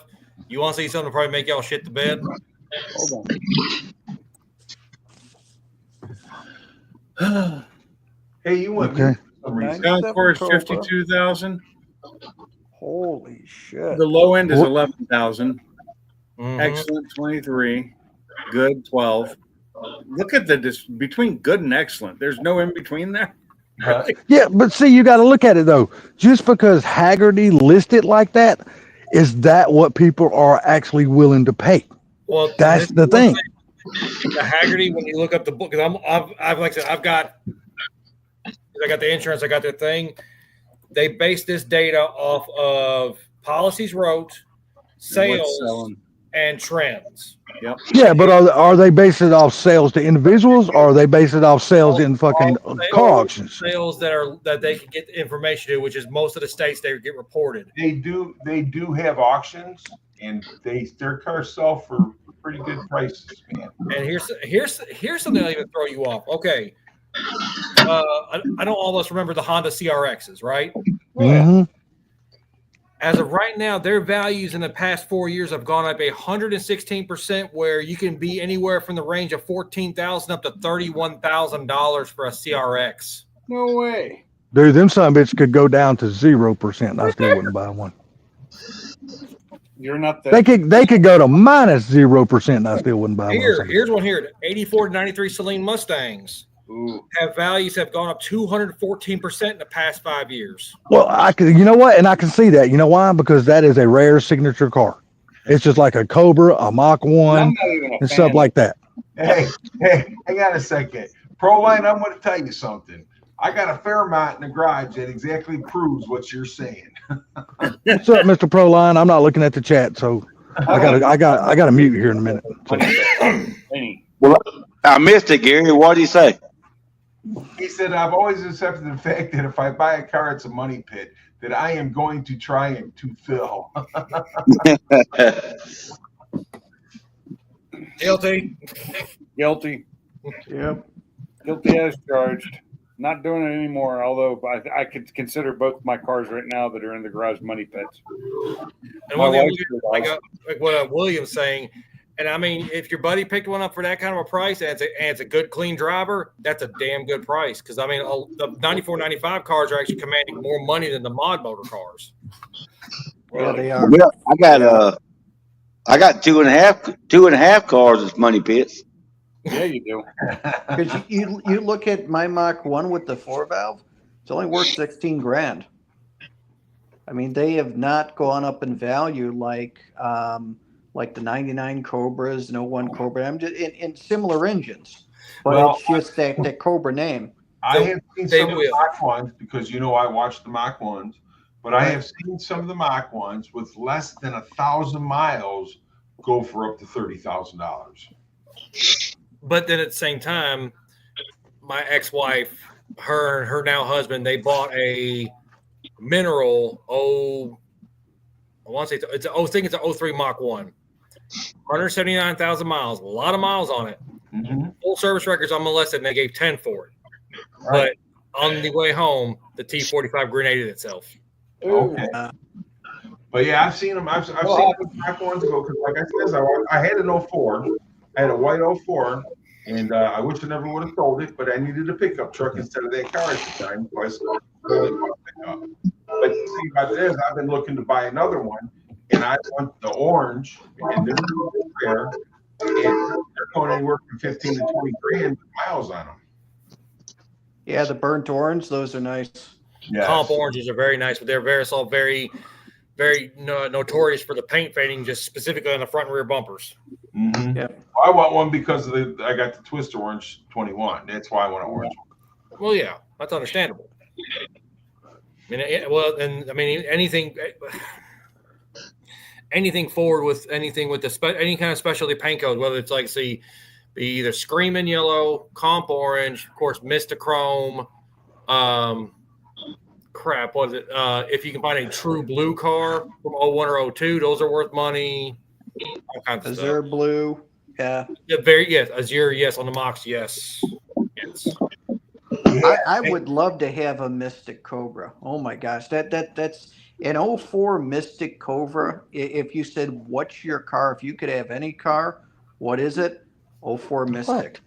My only problem with them is, well, one, of course, the paint cost. If anything was to happen, the paint cost goes through the roof. Because that's one thing you can ask my better half. Whenever I got rid of my blue car because I could not get my old car back at the time, I was actually looking at a couple of 96 Mystic cars that were, I would say, mildly tinkered with. I mean, nothing bad, like springs, wheels, exhaust. I mean, nothing bad, nothing like somebody's done tore the motor out, but most of them were low miles. And one thing I noticed, everybody's asking a premium for them, and they're sitting for the Mystic. But the Mystic Chromes, somebody say, "Oh, I got this with 50,000 miles for $40,000. Who's first?" And it's gone within a week. Wow. But it's People are buying them, man. Because you go to a car show and you see the Cobras, and everybody just flocks to the Mystic.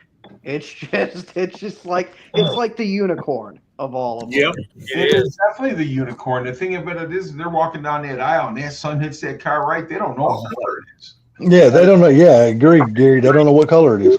But now, the funniest thing is on the SN95, the rarest color combo is a 98 model bright Atlantic blue. No, okay. Atlantic blue with a black cloth interior, 4 made. Oh, damn! Only special. Wow.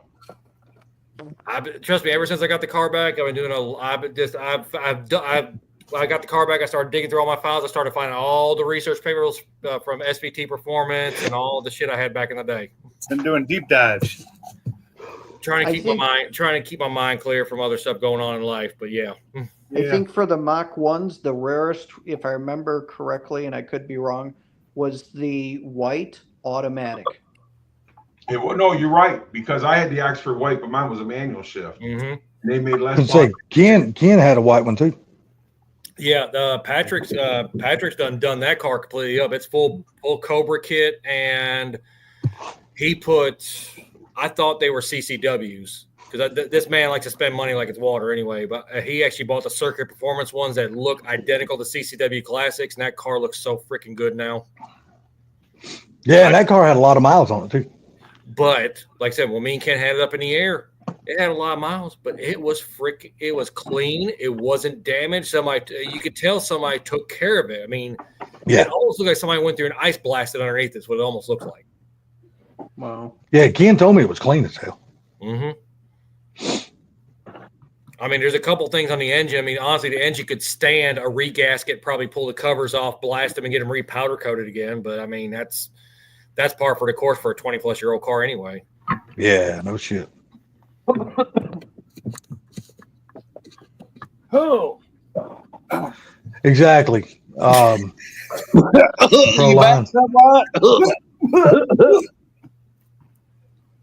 What'd she do? She stick that damn plunger too far up your ass? No, that wouldn't make it soft. Since Sublime, when they found out the miles you had on that vet, how much did that price go up on that car, the Blue Book? 24,000. How much? It went from Kelly Blue Book value from 51 to 75. Wow. That's awesome. That's awesome for you, man. Because of the miles and the color. That color's pretty awesome, though. Mm-hmm. In the sunlight, that has got to be amazing. Oh, did you finally get the rubber put on the outside of that car? The rubber?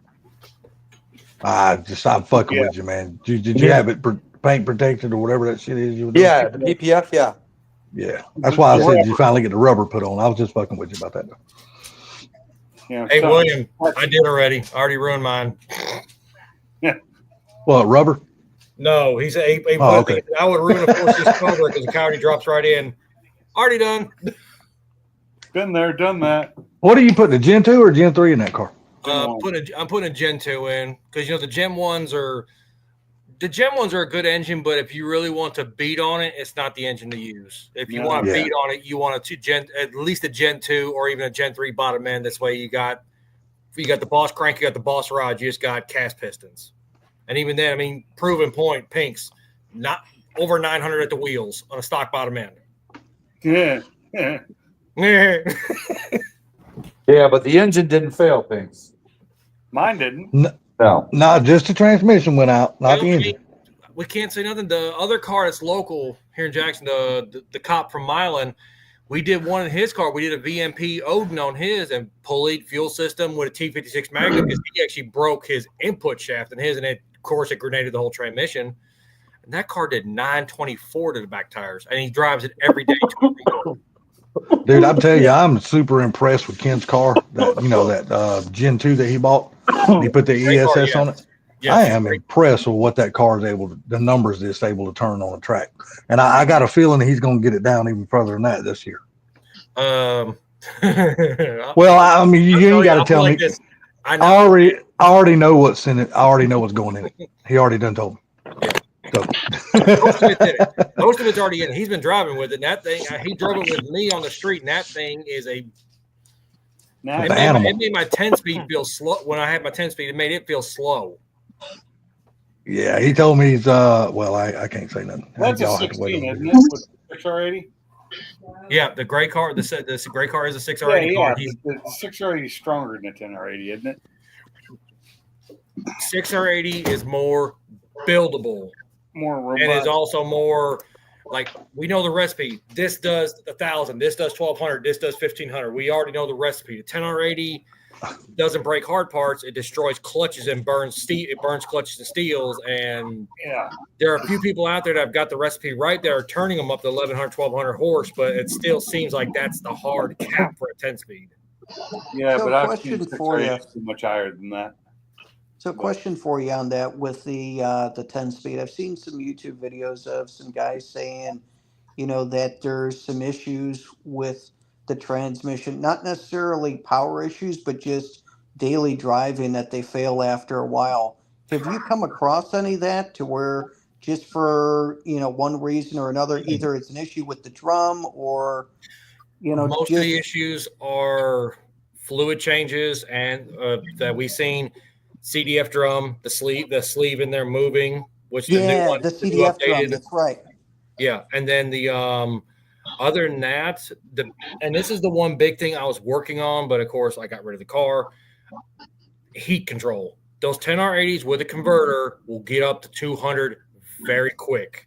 Even with a cooling mod, the bypass the internal thermostat, they still creep up to 200 really quick with the converter.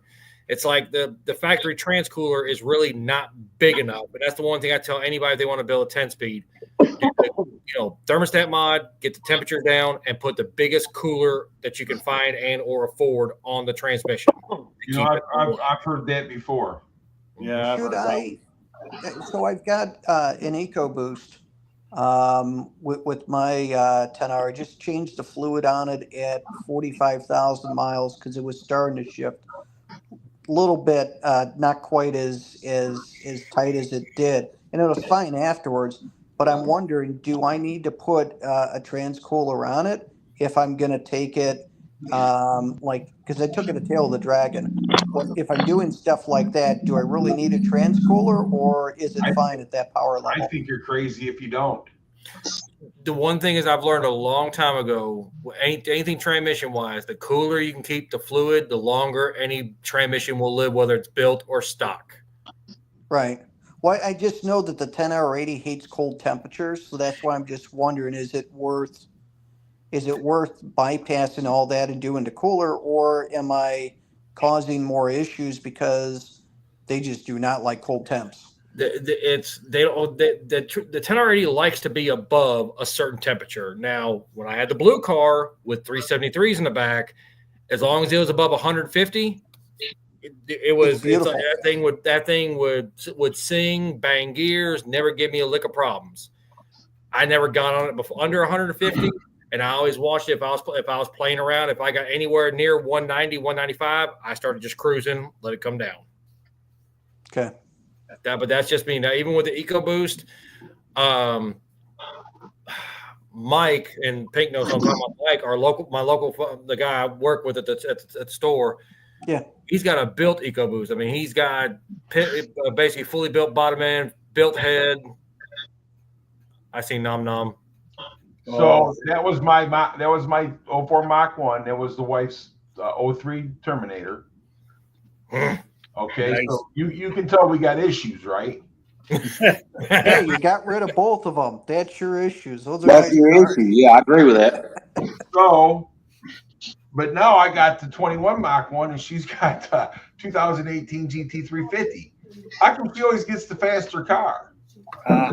Both great cars. I just love the GT350 because of the engine that's in it, even though it's not a popular engine. But both great cars. But back to the 10R80, you're saying still get a transcooler for it, even though it's an EcoBoost? My thing is, especially if you're, which I imagine you're going to be on the Dragon. I've been to the Dragon enough. I know how everybody wants to play a little bit on there, and you're going to want to keep the revs up so you're in the power band. Yep. I would, even if you don't bypass the internal cooler, because the one thing is, or not the internal cooler, the internal thermostat. So the thermostat's going to open. I think it's set at, like, if I remember right, I'd have to pull up the thing that all the PDFs can't send me. I think it opens up around 200, 207. That's what I was thinking, like 200 degrees. Yeah. But then it stays open. Once it's open, it stays open. And that's the one thing you want to think about. I mean, is a bigger cooler is going to give that fluid more time to cool down. Then when it hits the transmission, of course, it's going to cool it down some. So that would be my thing. I would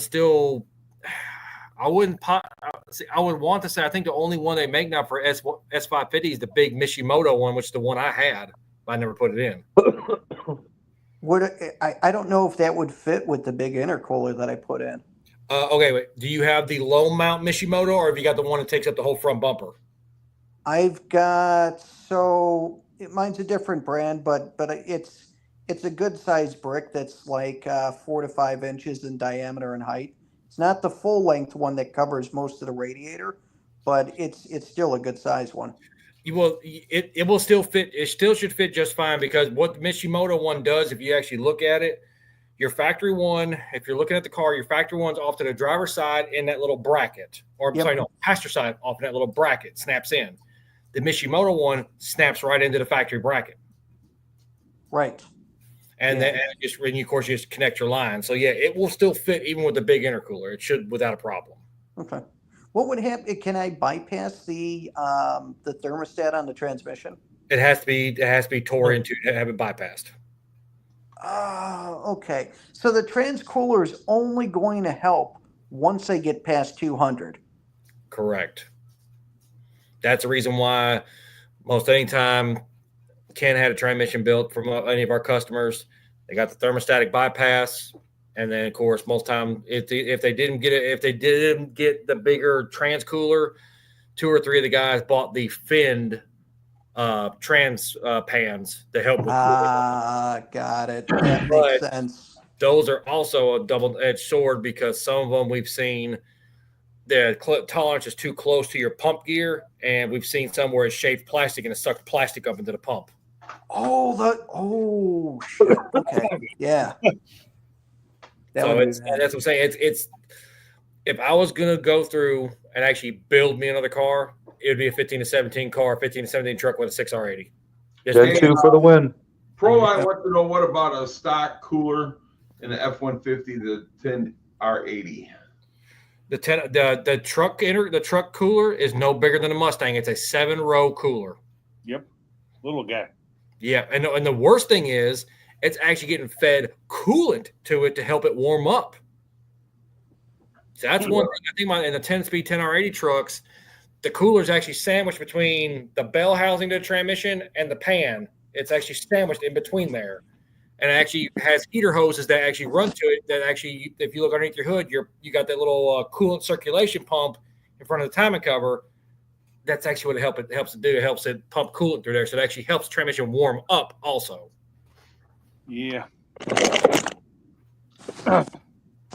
It's a shame that I can't run an aluminum transmission pan that doesn't have the interference issues, because then it, in a way, kind of keeps it cooler until it eventually bypasses. And Now, the one thing I will say now, like I said, that was what we seen before I left. Now, since I left, from what I understand, the two big companies that were making them, I think it was PPE was making one. I forget who the other one was making one.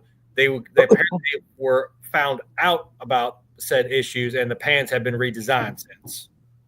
But it's still a good idea to have your trans guy check clearance before final install and sealing it up. I have to figure out why my truck is overheating. If you're down a cylinder, I can tell you why. because it's working too hard on that one cylinder. No, it's trying to compensate with the other cylinders, and it doesn't. It's not overheating when I'm driving. It's when I stop, it actually boils over through the overflow. How quickly? Huh? How quickly? Like pretty quickly once I park it. Is fan chicken on? Are you driving it every day, or is it No, it's sitting again now. I was. Damn it. Until I realized Sure that's where the leak was. You ain't just got a bad thermostat? That's a possibility, and also it's a possibility of the water pump impeller. I was thinking it could be. I was thinking water pump, but if I'm going to replace one, I'll replace both. Well, and this is my thing. Once I get the engine out of the Cobra, you just let me know a weekend. I'll come down there. Yeah, and I gotta buy that from you. I really do. And if you want, before I pull it, once the weather breaks enough, I'll go ahead and I'll do a full leak down and compression test on it before I even pull it. This way, you can make a decision if you want to pick this one, if you do want to still pick it up or not. Okay. Damn, Cooler, you should go on and buy his damn Whipple and put it on your car. Are you getting a different engine for the truck? There's a possibility.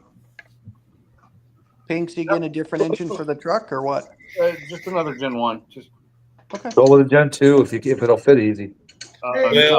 Isn't there something you can do to those trucks to keep them from shutting off when you stop?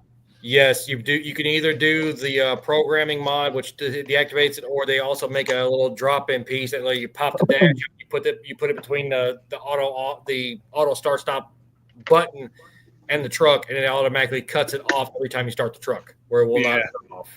I don't have that button in mine. Mike, did you hear that? Barbecue Mike?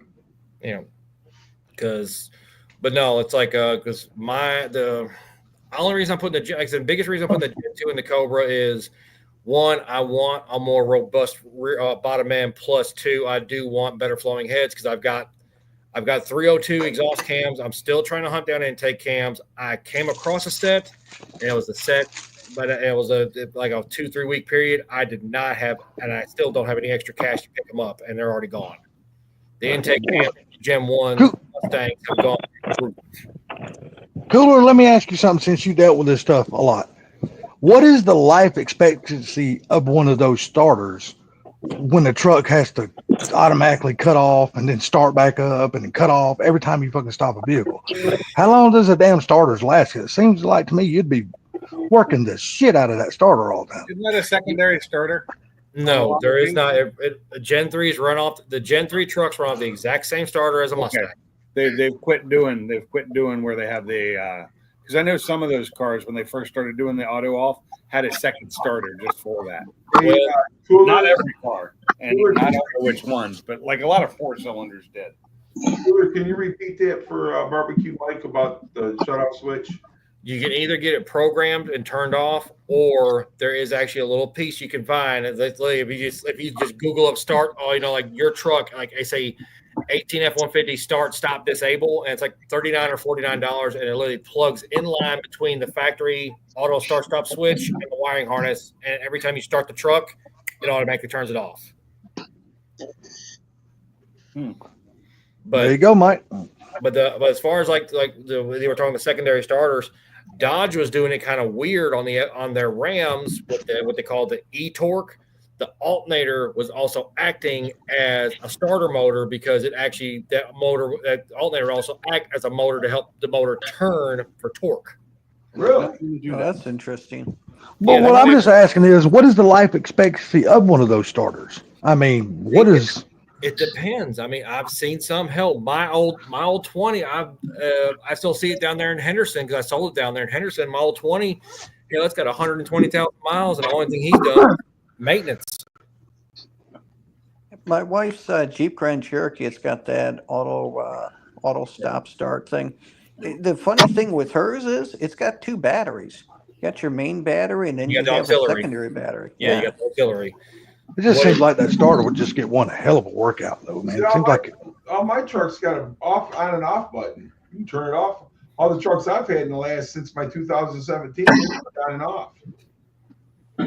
But also depends because some of the workhorse don't come equipped with it, but most of the XLTs, the Lariats have the start stop crap. Matter of fact, I don't think my 17 even shut off when you stopped at the light. I think it ran. Now, with cars that have turbos on them, you would think it would kill the turbos with the start stop. I think the exact same thing too, but I mean, the Edge has it.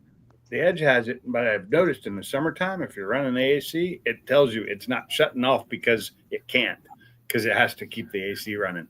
Yep. In the wintertime, if it's cold out, it won't shut off if you've got the heat running. But that would be my exact worry right there is if it sits at a red light long enough after you've been driving, say 30 minutes, you come up the red light, that turbo's cooking and you're cutting off oil flow and airflow to it. So yeah, it's gonna. To me, I'm thinking it's gonna cook whatever's in there. Yeah, like stop and go traffic. That would suck. Mm-hmm. I usually, like in the Edge, I used to turn it off every time. Now I don't because most of the time it doesn't even shut off when I do stop. Because, one reason or another, either battery power is too low or I'm using too much electrical inside the car, so it won't shut off. Yeah. See, that would be my thing in the wintertime because it would never cut off me because I'm a candy ass and the heat would never be turned off. Got heated seats on. It doesn't like to cut off with those turned on because that draws a lot of power. And those auxiliary batteries are starting to put on some of these newer vehicles is I know what the premise is and I know why they're doing it, but I still think it's stupid. Just put a little bit heavier duty or a bigger size battery in there to make the cranking amp difference or the amp difference in the battery. Yeah, that's just another expense that the damn consumer is just going to have to buy once the warranty runs out. I mean, one battery is already expensive enough, and then now you got a second battery. The auxiliary batteries, I think the only ones we got are $150. Yeah, I know that the only one I had with 2 batteries was my diesel. But of course, a diesel. Yeah. But that was one of its when it was having all those electrical problems. The reason was it had one of the batteries was bad, and so it was hurting the other battery at the same time. And this was a brand new truck, practically. Hell, my 07, my 08, 07 F-250 with a V10 in it. Hell, it had 2 batteries in it. Yeah, any of the big ones they generally do. Hey, real quick, I had to step away from the phone for a minute. Mike Hall does know there's a button that shuts off the auto start stop, right? Yeah. Okay. Yeah, I know about it. Does his truck have that option where you can just match a button and turn it off? Yeah, it's up at the top on the desk, probably the same spot as They mine. all have that option, don't they? If they have my 23's got it, and my 22 had 20 had it. My 17, I don't think it had. It didn't shut off. The Gen 2 trucks didn't have it at all. They started on the Gen 3s, the 18 ups. That's the worst feature in the world. Yeah. On my 19 EcoBoost, it doesn't have it, which I'm fortunate. Bad for your starter. I think it's bad for your starter. I don't see how possibly it couldn't be bad for your starter because you're working the living fuck out of that thing. Got to be bad for your starter. Gotta be, man. Got to be bad for your turbo, like you said. With the turbo, you're cooking the turbo. Plus, if it's hot and you got the AC on, when the car turns off, the AC all of a sudden goes, warm. That's what I like about the Edge is if the AC's on, it won't turn off the engine. And if you have it on the right screen, it'll tell you engine remaining on due to need or something like that. So, Mike, it should be right above your radio in your truck. Well, no. Is it a 2.7 or a 3.5? Is it a 2.7 or a don't- 3.5 truck? Don't Sublime basically have the same truck? 5.0. Yeah. Yeah, like I said, Yeah. there's all the way on the top row of buttons above the display screen, all the way to the right. And it's a A with a circle around it. Well, it looks like an A. Yeah, it's an A with a circle around it. Auto stop start. Yeah, mine's same place. yeah. And it, So it we get should away be from the in- scarf. It should be in the EcoBoost and the 5.0s. Yeah, it should be right there. That's old. William. So wait, he didn't know it was there? Evidently not, because he was asking in chat how to turn it off. Yeah, you turn it off once when you first start the car, Mike, and it'll stay off the whole time. Yeah, because Mike's got the Coyote in his. But you That's have the to first turn it button I off every push. time you Every- start the car. That's what those disabled units need it for. I'm not kidding. That's the first button I push when I start that truck. No, Does man, it not have like the steering wheel settings, seat settings and stuff? Does it not like have an automatic memory for that button? Or Yeah, it's do you got have to memory push it seating. every time? Yeah, No, what I'm saying.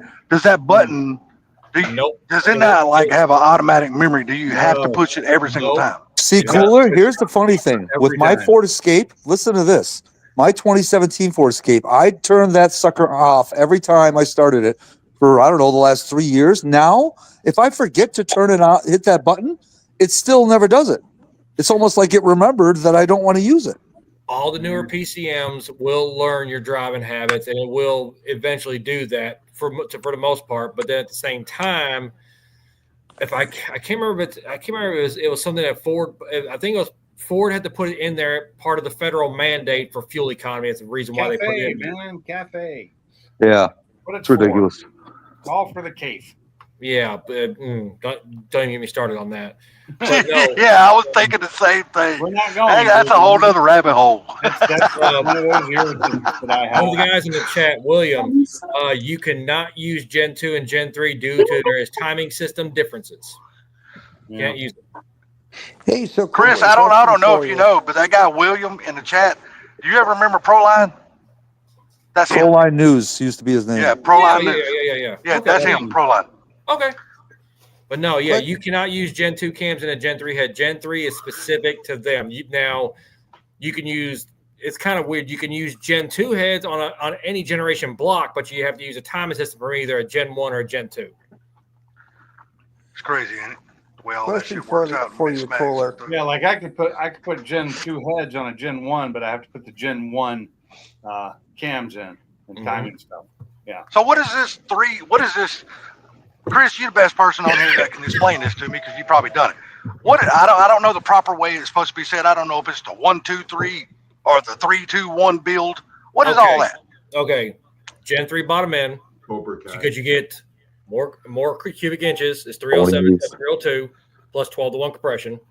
Gen 2 heads, which are the best flowing cast heads that will work without direct injection, because you can use GT350s, but you have to it requires a specific adapter kit and all kinds of different kits for Ford Performance to use regular Coyote stuff in them. And then you use Gen 1 timing components for simplicity and a cheaper control pack. So what block do you use? Do what now?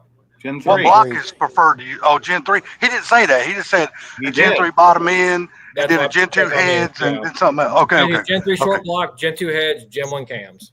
Okay, I didn't catch on. My brain is fucking stupid tonight, so I didn't understand that. So You I got it. good.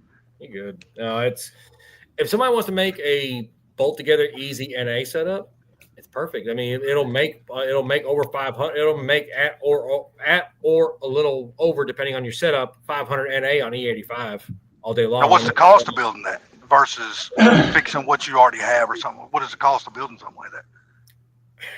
It depends how you buy your parts. If you buy them used, you can do it dirt cheap and just put good head gaskets and replace wear items. But buying a Gen 3 short block brand new, you're looking, I think it's $2,500 to $3,500. Gen 2 heads, if you find them new, you're about to spend some money Sorry. on 2 heads. Well, so what's a new set of good Gen 2 heads to go for now? I think I don't know. I've never had a Coyote. I mean, I've never built one. I had one of my 2020 GT, but it was all stock. So I think last time Ken found some, we found some for $2,500 or $3,000 for brand damn, new. just for the heads. Just for the heads, and that's bare heads. That's just heads and valves. Oh shit! Hey, Damn. listen to this, man. 2009 Chevrolet Corvette ZR1 3ZR for sale, $119,000, and it's got 8,000 miles on it. For how much? That's Somebody not thinks- bad, really. Shit, 119 100. miles. Wait, Damn, is this the C6? He wants $119,900 for the car.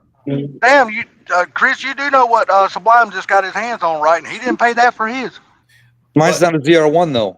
That see, No, it ain't a ZR1, but goddamn, I mean, The yours old is, you got a nice ass car, brother. that generation ZR1 unmolested low miles pulls big bucks. There's a guy here in town that's got a white one, but it's been built motor, built blower, the whole 9 yards. The car makes gobs of freaking power, and he's been offered 75, 80 for his, and he won't take it. I don't blame him. This car right here, it's got the 6.2 in it, 638 horsepower. Yeah. Now, that's Well, hell, not- Gary, And they're that all sounds like it's manual, right. right? It sounds like right up your alley. You need to go and snatch up a couple of those, Gary. Cooler, they're all manual, right? Correct. Yeah, All the C6 generation I'm is just all messing with manual. you. Yeah, yeah. But hey, I'm telling you, this fucker's black on black, buddy. It's sweet. Black I on love black. the I imagine C6. that Yeah, I like the motherfucker would be C6 expensive. and the C7 ZR1. Oh, they're both beautiful. See, if I could if I ever had a chance to buy a ZR1, I'd want the Blue Devil. I'd want to find one of the blue ones. I don't know what it is. Yeah, but see, I'm almost like boosted though. If I was spending my money on something that I was going to take out and enjoy and stuff, I think I would almost rather just go out and get me a C5 because you can get them pretty good these days. Yes, C5s you can find decent price unless it happens to be either a Z51 or a Z06 package. Those pull a little premium more, but just a standard C5 vet, yeah, you can find them decently priced. You can I've seen a few around in the high teens. Shit, that ain't bad. They started going up again, though. Mm-hmm. I believe Sublime. I believe Sublime got a hell of a deal on his. Yes, I do too. 100%. I agree. Sublime got a beautiful car, really low mileage. It's just Sublime knows how to buy. He found it and he jumped on it, and I don't blame him. I would, I bet that's been looking Mike, I at it heard done you it. say something earlier. What were you going to ask? Who, me? No, Mike's Garage. Oh, Yeah, so I was going to ask something that I haven't heard of in a very, very long time. Have you heard anything on the RPM Act, if any of that ever went anywhere, or if they're still trying to go after the tuners? I still get the email quarterly from them. I'll be honest, since the election, I haven't heard leading up to the election, and since the election, I have not really heard anything, which that could be a good thing, that could be a bad thing. Now, from what I understand, if you go on YouTube or go on Google and search, they have hit a few more diesel shops, but since basically beginning of January, nothing. Crickets. I got a feeling a lot of that, what you hear now or what was going on, I got a feeling a lot of that shit's going to be back down. I'm telling you right now, I got a feeling because I think he's going to ape rape the fucking EPA. He already done said his eyes is on that place already.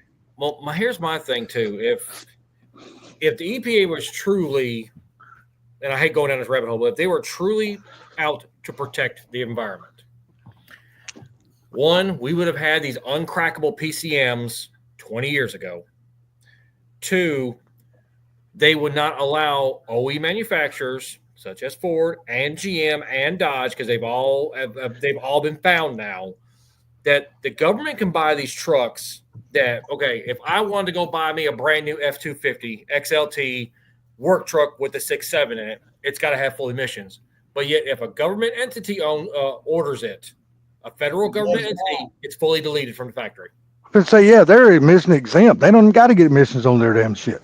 But yet at the same time, okay, why are you picking on us and not them? And because I mean, they're actually 9 times out of 10, those trucks are going to be used in a more heavily populated area than say 75% of America. Hell yeah.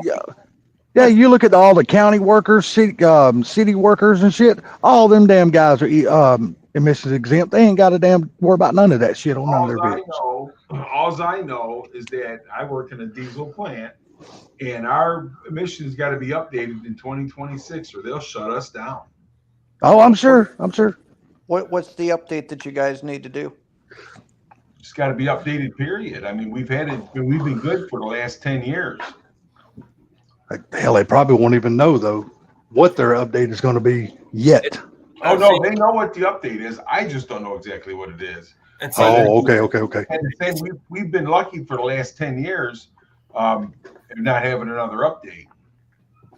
So we're going to add a second EGR, so we can For the twice EGR. burn, triple. Well, burn haven't everything. I been hearing there's something they're doing away with that? They're trying to do away with the DEF system, or at least come in with another option to the DEF system on the big diesels and stuff. Isn't that what I've been hearing about that? The DEF system. I don't know if they're getting ready to get rid of it or not. I personally think the DEF system is a waste of time, because everything that it shuts down and stops, when it does a regen, it puts it out. If they were to test those during a regen, I don't think they pass. Well, no. Here's something for you to think about now too. Okay, everything we know with the diesel has either had the particulate filter, DEF, the whole 9 yards. Mm-hmm. Mach 1 would probably be able to vouch for this, because I'm sure he could probably get access to the Ford literature for it. You know, the new 24, what was it? I can't remember if it's the Nautilus or the Corsair, the Corsair. I think it's the Nautilus. Now came with a GPF from the factory with fuel lines running to it for a gas burner.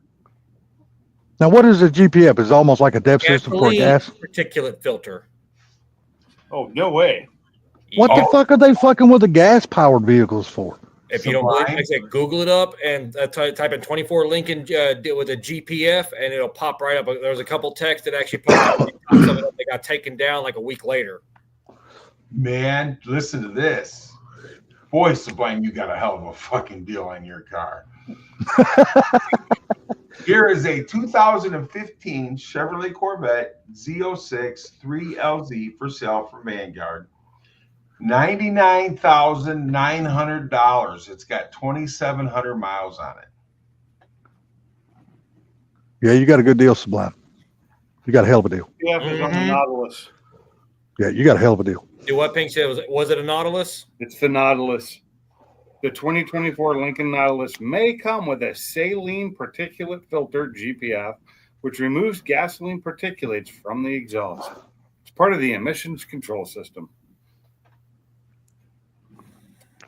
And they're gonna pump gasoline into that to help it burn. I just Thank looked God at I buy the, nothing but older junky vehicles. I don't got to worry Thank about you. this shit. I just looked at the 2025 Ford Maverick EcoBoost.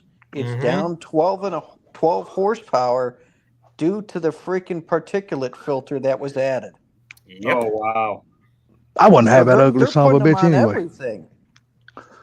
That son of a bitch is ugly and almost useless. I don't know why the fuck well, they I build don't that care thing. about the vehicle, but what I'm saying is that looks like Ford is starting to push this shit on the 2025s, and wow, I didn't know about that. It's because they were being pushed into it, I'm sure. I'm finna say it's probably because of the current EPA regulations that is in effect.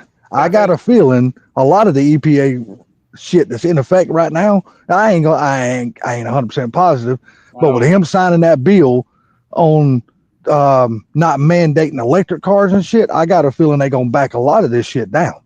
I doubt it. That's just me hypothetically speaking Of of. the electric cars, they went back down trying to make the other ones less pollutant. The problem is, I mean, you look at like the diesel trucks. I knew of a few guys that wouldn't buy them, that would only buy the gas ones because they knew that if there was an emission issue with one of the diesel ones with all the filters and everything else, Expensive. yeah, you'd have to sell a body part to pay for it. But see, and the only reason why I'm thinking that they might back down some of the EPA rules is because of his new policy about our natural resources like gas, oil, and shit like that. With all the drilling and the fracking and all that shit's going to take place, EPA is going to want to be heavily involved in that shit. And I just got a feeling that he is going to get a law passed to where a lot of them restrictions are going to be loosened up. I ain't gonna say fully, but I just got a feeling he's gonna pass something that's gonna loosen all that shit up so he can do what it is he wants to And do. then they're gonna, your Dems are gonna get a judge to put an injunction on it, and stop it. But that's a judge can't do shit. It's all run by the Supreme Court. They the one that counts that shit. And there's more Republicans on the Supreme Court than there are Democrats. So We can only hope and pray, right now with, like I said, just the whole entire just emissions debacle for whether gas burner or diesel right now is. It's almost like somebody said, it's almost like the 80s again, except now it's like, as if the 80s were on steroids. Is the kind yeah. And like I said, I just think with all the things that he is wanting to do, the way the current EPA regulations are, it won't allow him to do all that. So I think me and a bunch of my other buddies have been talking about this shit, and we just think that he is going to pass something to loosen up those regulations, which I think that's going to wind up filtering down. Since all the automaker, he's trying to get most of the automakers to come back and other automakers from overseas to start building their cars here. And, they're all going to want less restrictions on the EPA shit so they can do what they want to do. So I just got a feeling it's all going to filter down. Let us hope, because I ain't gonna lie, if I remember right, because I got family over in Poland. They've actually there's been a lot of the not Fiats, what are they? The Citroens, the Peugeots, and a couple of the other ones. If it's got if the diesel engine is less than 1.6 liters, that it does not require require like what we would call like class 1 emissions. They're allowed to get away with a few things. But if it's anything between like the 1.6 to a 2.5 liter like diesel for like some of these family cars and everything, that's when they start throwing in all the extra emissions over there in Europe for like the EGR and everything else. Yeah, like I said, I mean, I just, like I said, I think it's going to filter down. I ain't, of course, I'm not up there in that damn world, so I can't guarantee nothing. But it just seems like it's all leaning that direction if you look at everything that he's trying to do. Yeah. As long as they don't mess with classic vehicles or the antique car rule. I don't see how he could do that because those things was built. California has. Yeah, they were. California was stupid. That motherfucking state needs to fall off the damn face. But here's the fucked up part. Guess there's 3 other states that adopted CARB, right? There's 14 states that adopted CARB. Well, no, there's three states that have adopted California's CARB and enforced California's CARB regulations. Of course, California, New York, Pennsylvania, and I forget there's one more state that enforces California's version of CARB. Now, there are other states that still do emissions testing and use CARB as their base, but they still do not enforce it to the extent that California does. I know one damn thing down here in Georgia, dude. They got such a strict damn emissions, dude. You ain't getting shit by these people down here. These motherfuckers are strict. I hate it because 2 miles south of me, that county don't got to have emissions, and where I'm at, I got to have emissions. It fucking totally sucks. So you're right outside Atlanta, aren't you? Yeah, I'm south of Atlanta. Yeah, and the fucking Atlanta Motor Speedway literally is right across the street from my fucking house. See, now, here's one thing I find funny. the guy that bought my Cobra that I bought it back from lived southeast of Atlanta. Yeah, he lived over toward Conyers. I could probably pull the address up on my phone and tell you exactly. All you got to do is tell me the county they lived in: Conyers, Covington, shit like that. I can tell you where it's at. Stone Mountain. No, Decatur. It may have been Covington, I think. Yeah, that's he got lucky because he said they were actually going to try and he said that they started trying to enforce on classic vehicles if it was built after 74 that it had to have catalytic converters, no matter what it is. Really? Well, the good thing about here, anything 25 years or older, you don't have to have emissions for. So a classic car still plays. Yeah, well, it doesn't matter. Anything 25 years or older, you don't got to have emissions. So that's just the way it is. Like whatever this year is, next year, if it like my mom's car, it's a 01. So next year, her car will fall off the emissions. She wants to have emissions next year. Yeah. What'd you do, Sublime? Kick yourself out? He's still there. He wasn't. Yeah, he just come back. He went to the toolbox. No, I Hey, figured I was watching a short and it knocked me off. Dude, I'm gonna tell you now, you're lucky now. If you buy a car in the early 90s, you're lucky to even get a title to that son of a bitch anymore. Because anything 25 years or older, they don't have to give you a title no more. And when you go to the yes. Georgia? yeah, when you go to DMV, That's you're lucky if a DMV will even give you a title. They'll give you a registration and no title. I thought Alabama tried to pull that shit off years ago. That you could actually register a vehicle without a title. No, all you got to have is a bill of sale, and that's it.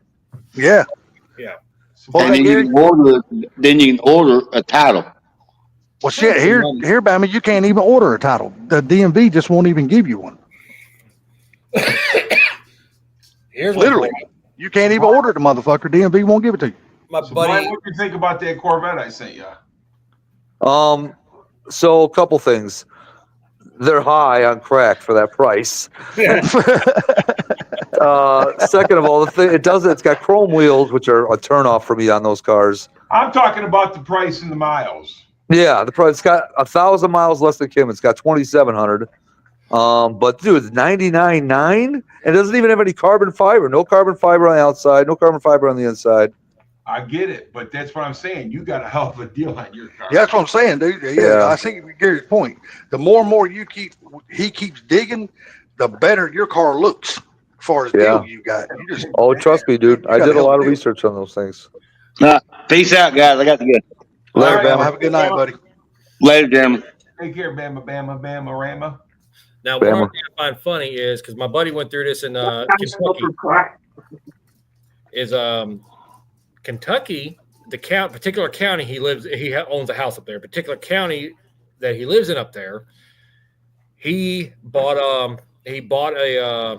inherited his mother's car, got all that done, had a title to it. He drove around 3 years. He went to go sell it. He sold it to a guy in a couple counties over there in Kentucky. The guy couldn't register the car. He had to come back, and he had to take the title to the vehicle he sold up to the courthouse so the assessor could sign off that he could sell it. Well, my dad had a car lot in Richmond, Kentucky, and everything had to be okay through the assessor, especially if we brought in out-of-state cars. That's crazy that they got that kind of power up there that somebody came and sell their own vehicle that they bought in paper. They got to get. I would call it like I got to get permission. They got to get permission to sell the damn thing. No, that's what it was when my dad had the car lot down there, and that was stupid. In 2003, 2002. That is government overreach, in my opinion. Well, 100%, I agree. You got Kentucky, which is the poorest freaking state in America. Yeah, I don't know. Alabama's pretty damn poor. Mississippi is the poor, or no, Louisiana, Mississippi are the two poorest states in the union. Yeah, but Kentucky's right there with them. Yeah, Kentucky's right there. Well, so the thing about it, really rich people, they want to make it harder and harder for people to try to make anything out of there. I think Kentucky's going to be on the upswing though, because he's fixing to start opening up all those damn coal plants. I got a feeling. I got a feeling that Kentucky's going to be back up on the upswing finally. But you know who's been holding them down forever, don't you? That stupid ass Mitch McConnell, because he's been in office and he ain't allowed nothing to go through his damn state. Well, that old motherfucker's finally on his way out the door. Yeah. I'm just glad from what I've heard. I got a couple friends that work on the pipeline. They said it was like, I think it was a week after Trump took office, they got the call from the company they used to work for that they want their job back to be ready sometime in April to go back to work up north in the States. Yeah, because all of his bills he signed, they go in effect April 2nd. You're talking thousands of people's going to have their jobs back. That's awesome, dude. And get to open that pipeline back up and have us where we're not energy dependent or independent again. we were. We've been energy independent for years. We buy I tend to disagree with that. Look at that car. What is that? Challenger. I disagree with it, but you can go read about it and find out that we could be energy independent and have been for a very long time. Oh yeah, no. That's not what you said though. That's not what you said. What? That You said we have been energy independent we have for been. years. We have for Problem years. is, with the last 4 years, we have not been exercising that right. The last 4 years, we've been buying all our shit from other countries. Oh, we haven't been buying all of it. No, we've been buying. We have to buy and sell to maintain a balance. And Trump's going to be doing that too, whether you think he is or not. He will. Oh no! We're gonna be selling. We're gonna be selling our old other people, but we ain't gonna be buying nothing from nobody else. He already done said that. Listen, that's all part of the fair trade agreement, though, Salty. So Yeah, we will be buying. We have. If we buy, it's gonna be in such low quantities. It's not even gonna It's matter. still part of- I don't know what the quantity is going to be like, but it's still part of the fair trade agreement. That it has to. We have to buy theirs, and they have to buy ours. You talking about the paracord things? That what you're talking about? He pulled us back out of that. We're out of that. No, that Paris Accords is more related to emissions. Okay, for say he pulled us back out of the Paris Accord Treaty or whatever the hell that something's called. He pulled us back out of that shit. Hey, did you guys hear about the senator that proposed, number one, that we make Trump's birthday a federal holiday, and number two, to get his face on Mount Rushmore? I was like, Hey, I look at it like this. I will say, it's always go back to that thing. Never say never, buddy, because you just you never say never. Much more because that's founding fathers that are all up there, isn't it? Yes. Well, So, who was the last president's face to be put on Mount Rushmore? I don't remember. They were all. So put maybe on Google that one. I can't remember. time. Well, I'm just saying, what year or who was the last president's face to be put on Mount Rushmore? I don't know. Look it up. Shit. Yeah, I'm too motherfucking late from that. I'm sitting over here standing outside smoking a cigarette. My phone's way over there. No, you ain't. You said right in front of your damn computer. Lincoln. But I can't. Okay, but who was the last president though? Roosevelt was in the damn 1930s and 40s. Okay, no, that would technically that would have been. I'm trying to see here. Because it's basically Washington's the first, Jefferson's the third, Abraham Lincoln's the 16th, and Theodore Roosevelt's the 26th. Roosevelt was in the 30s and 40s. The last one that was put on the mountain. Yeah, Roosevelt had to be the last one put on the mountain. So, hey, who's to say we can't add another person? You know, it's only been almost 80, 90 years since the faces went on that thing. Almost 100 years. Who's to say we can't put somebody else on there? Hang on, when did it get finished? Hang on. I can tell you right now. October 4th, 1927 is when they did it, or when they finished it. Yeah. 1920, or I'm sorry, began in 27, finished in 41. Yeah, for the sake of the actual carving. It took a long freaking time for them to do that, didn't it? Yeah, 27. Yeah, maybe. At 13, 14 years. Yep. Yeah, but you think about it though. Look at the technology they were using back then versus the technology they would have today. No one died during the construction. Nah, but just think how many people died building the Panama Canal. Over 38,000, and a lot of that was due because the fly, the mosquito, flu, or virus they was catching off them damn flies and the snakes. The monument was created to honor the first 150 years of American history. Yeah. So you can't add something new to it because it's not what it was created for. hey, Cooler. Yes, sir. Is Ken good at doing? And I'm sure this is probably a dumb question, but I'm going to ask it anyway. I don't care. Is he good at doing like minor wiring, like pigtailing a one light into a harness of another? If he has the quick connects, you know what I mean? We just lay it in there and snap it on. Yes, he is. Good. He's that. I was decent, and he taught me a lot of stuff too. So yes, he is very Awesome. good. He was the electrical guy at the dealership. Awesome. Okay. Well, I mean, the thing of it is, though, Sublime, you get down there and show them how good of a hand job you can give. You probably Oh boy. Whoa. you got to be good at something to get something good, right? Hey, Well, just, I'm hey, sorry. just don't What pull did up I that. do to you? Just say, just, Hey, hold Just on. don't Let me pull- go just get don't some pull more up- pizza there, Gary. How's you liking that carnivore, buddy? Yeah. Should say, don't pull up down there and say, you're a coffee receiver because he's probably gonna run you away from the building. Oh my god. Or say, can I hold your tool? Yeah. He goes around this carnivore, man, and he sends me all this fucking good-looking food and everything like Well, that. So I gotta That's what they're talking about. So yeah, I picked up some like on the back of the Vet, it's got rear deflectors, and a guy I know on YouTube was live last night. He's got a C7, and Jesus Christ, dude, he told me about a couple things. One, you can get an LED bar for that, which I ordered. I'm gonna have, but the rear lower bumper's got to come off to do it, and it's gonna be off when the exhaust goes on. So perfect time to do it. So I ordered them and I'm having them delivered to HBR next Wednesday, and then. They also sell what's called a pedal commander. Have you ever heard of those, Cooler? Don't do it. No?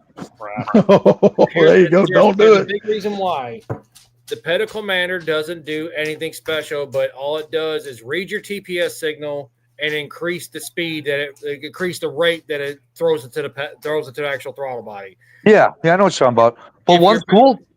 Go ahead. I don't like them because it's a trick device, and it also can cause electrical issues in the system. Like I know a couple people here that have had them in F-150s and also in the Silverados and everything. Okay. And throw nothing but CAN bus wiring issues in them. Take them out, the issues go away. Okay. The one cool feature it did have is that you could turn the throttle completely off. So this way, if you park it, it can always be used as a theft deterrent system. You know what I mean? Even if they could start the car, they can't give it any throttle. Yeah, but the one thing is, lack of a better word, as bad as I hate to say this, if somebody wants your car, they're gonna hop in it. They're gonna realize that they're gonna reach underneath there, yank, plug it back up to the pedal, and take off. Yeah, 30 extra seconds.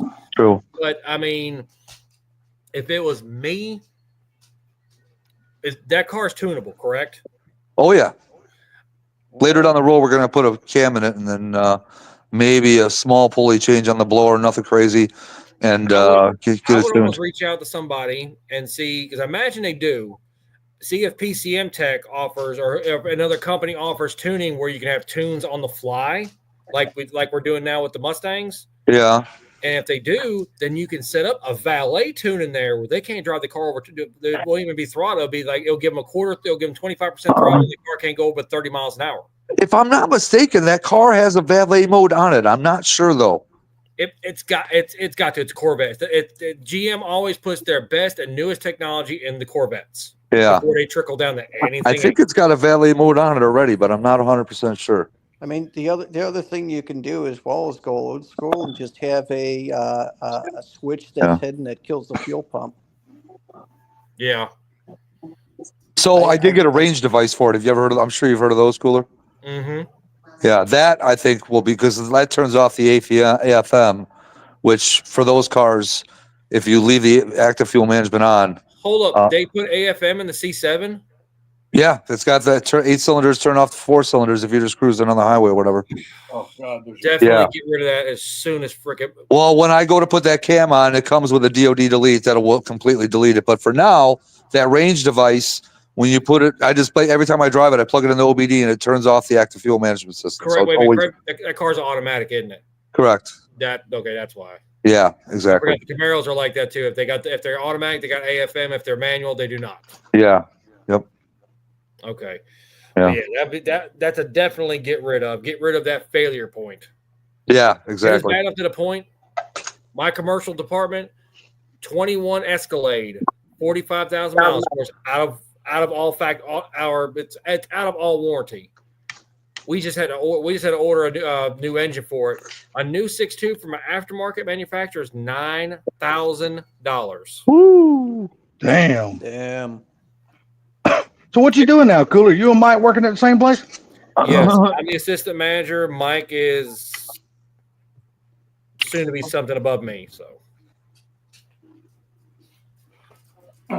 Oh man! Because I knew I didn't know where you had went to work yet. AutoZone. Oh, okay. Yeah, and probably, unless something changes here soon, probably by the end of this month, beginning of next month, I'm probably about to turn all my gear and turn everything into the county. I'm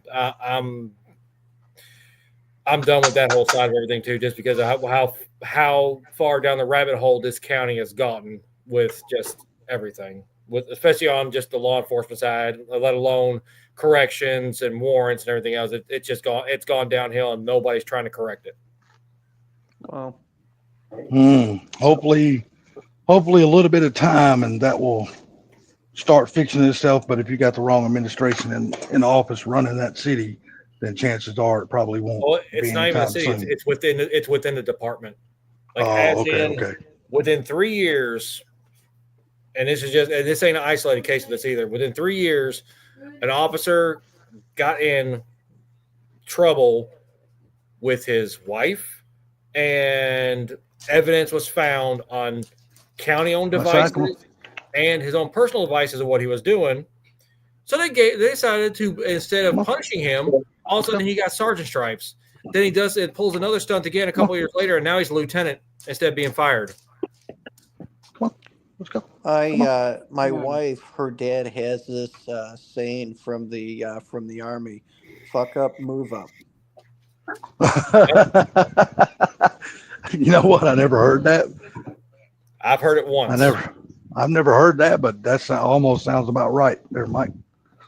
So, but it's like also a better word. We come to find out that he actually has an uncle at the county commission. It's the reason why he has not been fired. So it's kind of one of those things. Like when we found that out, we're like, you know what? And this shit ain't gonna change. I've done it. I've worked with there since I started there. We're talking 13, 14 years. They've left it. They like literally they came in like one Friday night, dropped their stuff, and walked out. Damn. That is sad to hear about our damn departments around the country coming to something like that, man. Well, they're not. Well, one, the pay ain't worth the crap. It never has been. It's been okay, but it's never been. Pushing somebody behind the back. You know, if nothing else, you guys, I'm sorry, but you guys should be paid very well because, you know, our police officers and the correction officers and, you know, even damn, you know, like prison guards, guards and stuff like that. The kids you fight, guys the deserve a lot of money. Now the mom's got to fight. Even the senseis are fighting. They deserve a lot of money, man, because they're doing a job that not many people want to go out there and do. Not many people are willing to go out there and put their life on the line and shit like that for little fucking hardly no pay. And Sorry, I didn't know my mic was on. No Sorry good benefits and all that other shit. Man, you guys need to be paid better than what y'all are paid. It's been up to the point that I know, and this is over the previous couple administrations. A couple guys that were on patrol got in trouble, did some stuff.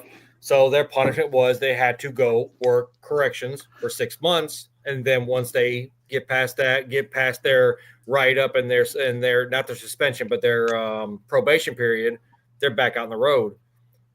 I know about 3 or 4 of them that happened to.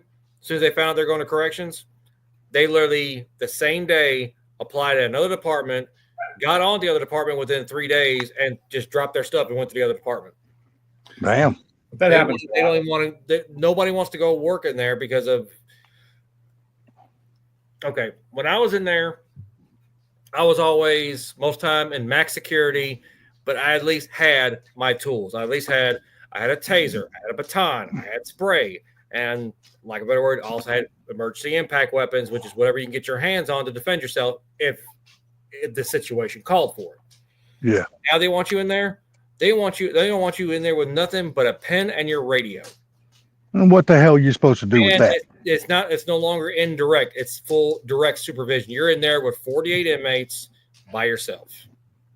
Yeah, and what you gonna do? Stab somebody with a pen and a pen break, and you got, you know, all these other inmates just beating the dog shit out of you, and you got no way to defend yourself? That's total bullshit, man. Lack of a better word, and this is one thing I tried to tell the administration. Of course, they would not listen to me because I did not have to. I didn't have enough tenure, or I did not have stripes on my shoulder. Was you need to teach these new officers coming in. They need to learn, verbal judo. They need to learn how to de-escalate stuff. They need to learn how to speak to the inmates as their people, not as their inmates, not as their animals. If they would do that, they would get by and they would be able to do that, and everything will function correctly. That's the reason why I could go into some of these units and pods. There would be a fight about the breakout. I go in there, I'll sit down at the table, and I'll talk with them 5 minutes. Everything's just de-escalated per policy. Everybody's supposed to lock down. I tell, hey, guys, you know the rules. I need you to lock down. Everybody's locked down for me. But some of these new officers would go in there. As soon as they got that star on their chest, their head got as big as this window screen here. Yeah, they think they're God at that point. Yep. Yeah. That, you know, that's the kind of people that need their ass kicked because they need to be brought down to reality. I'm sorry. They need a lesson be taught to them.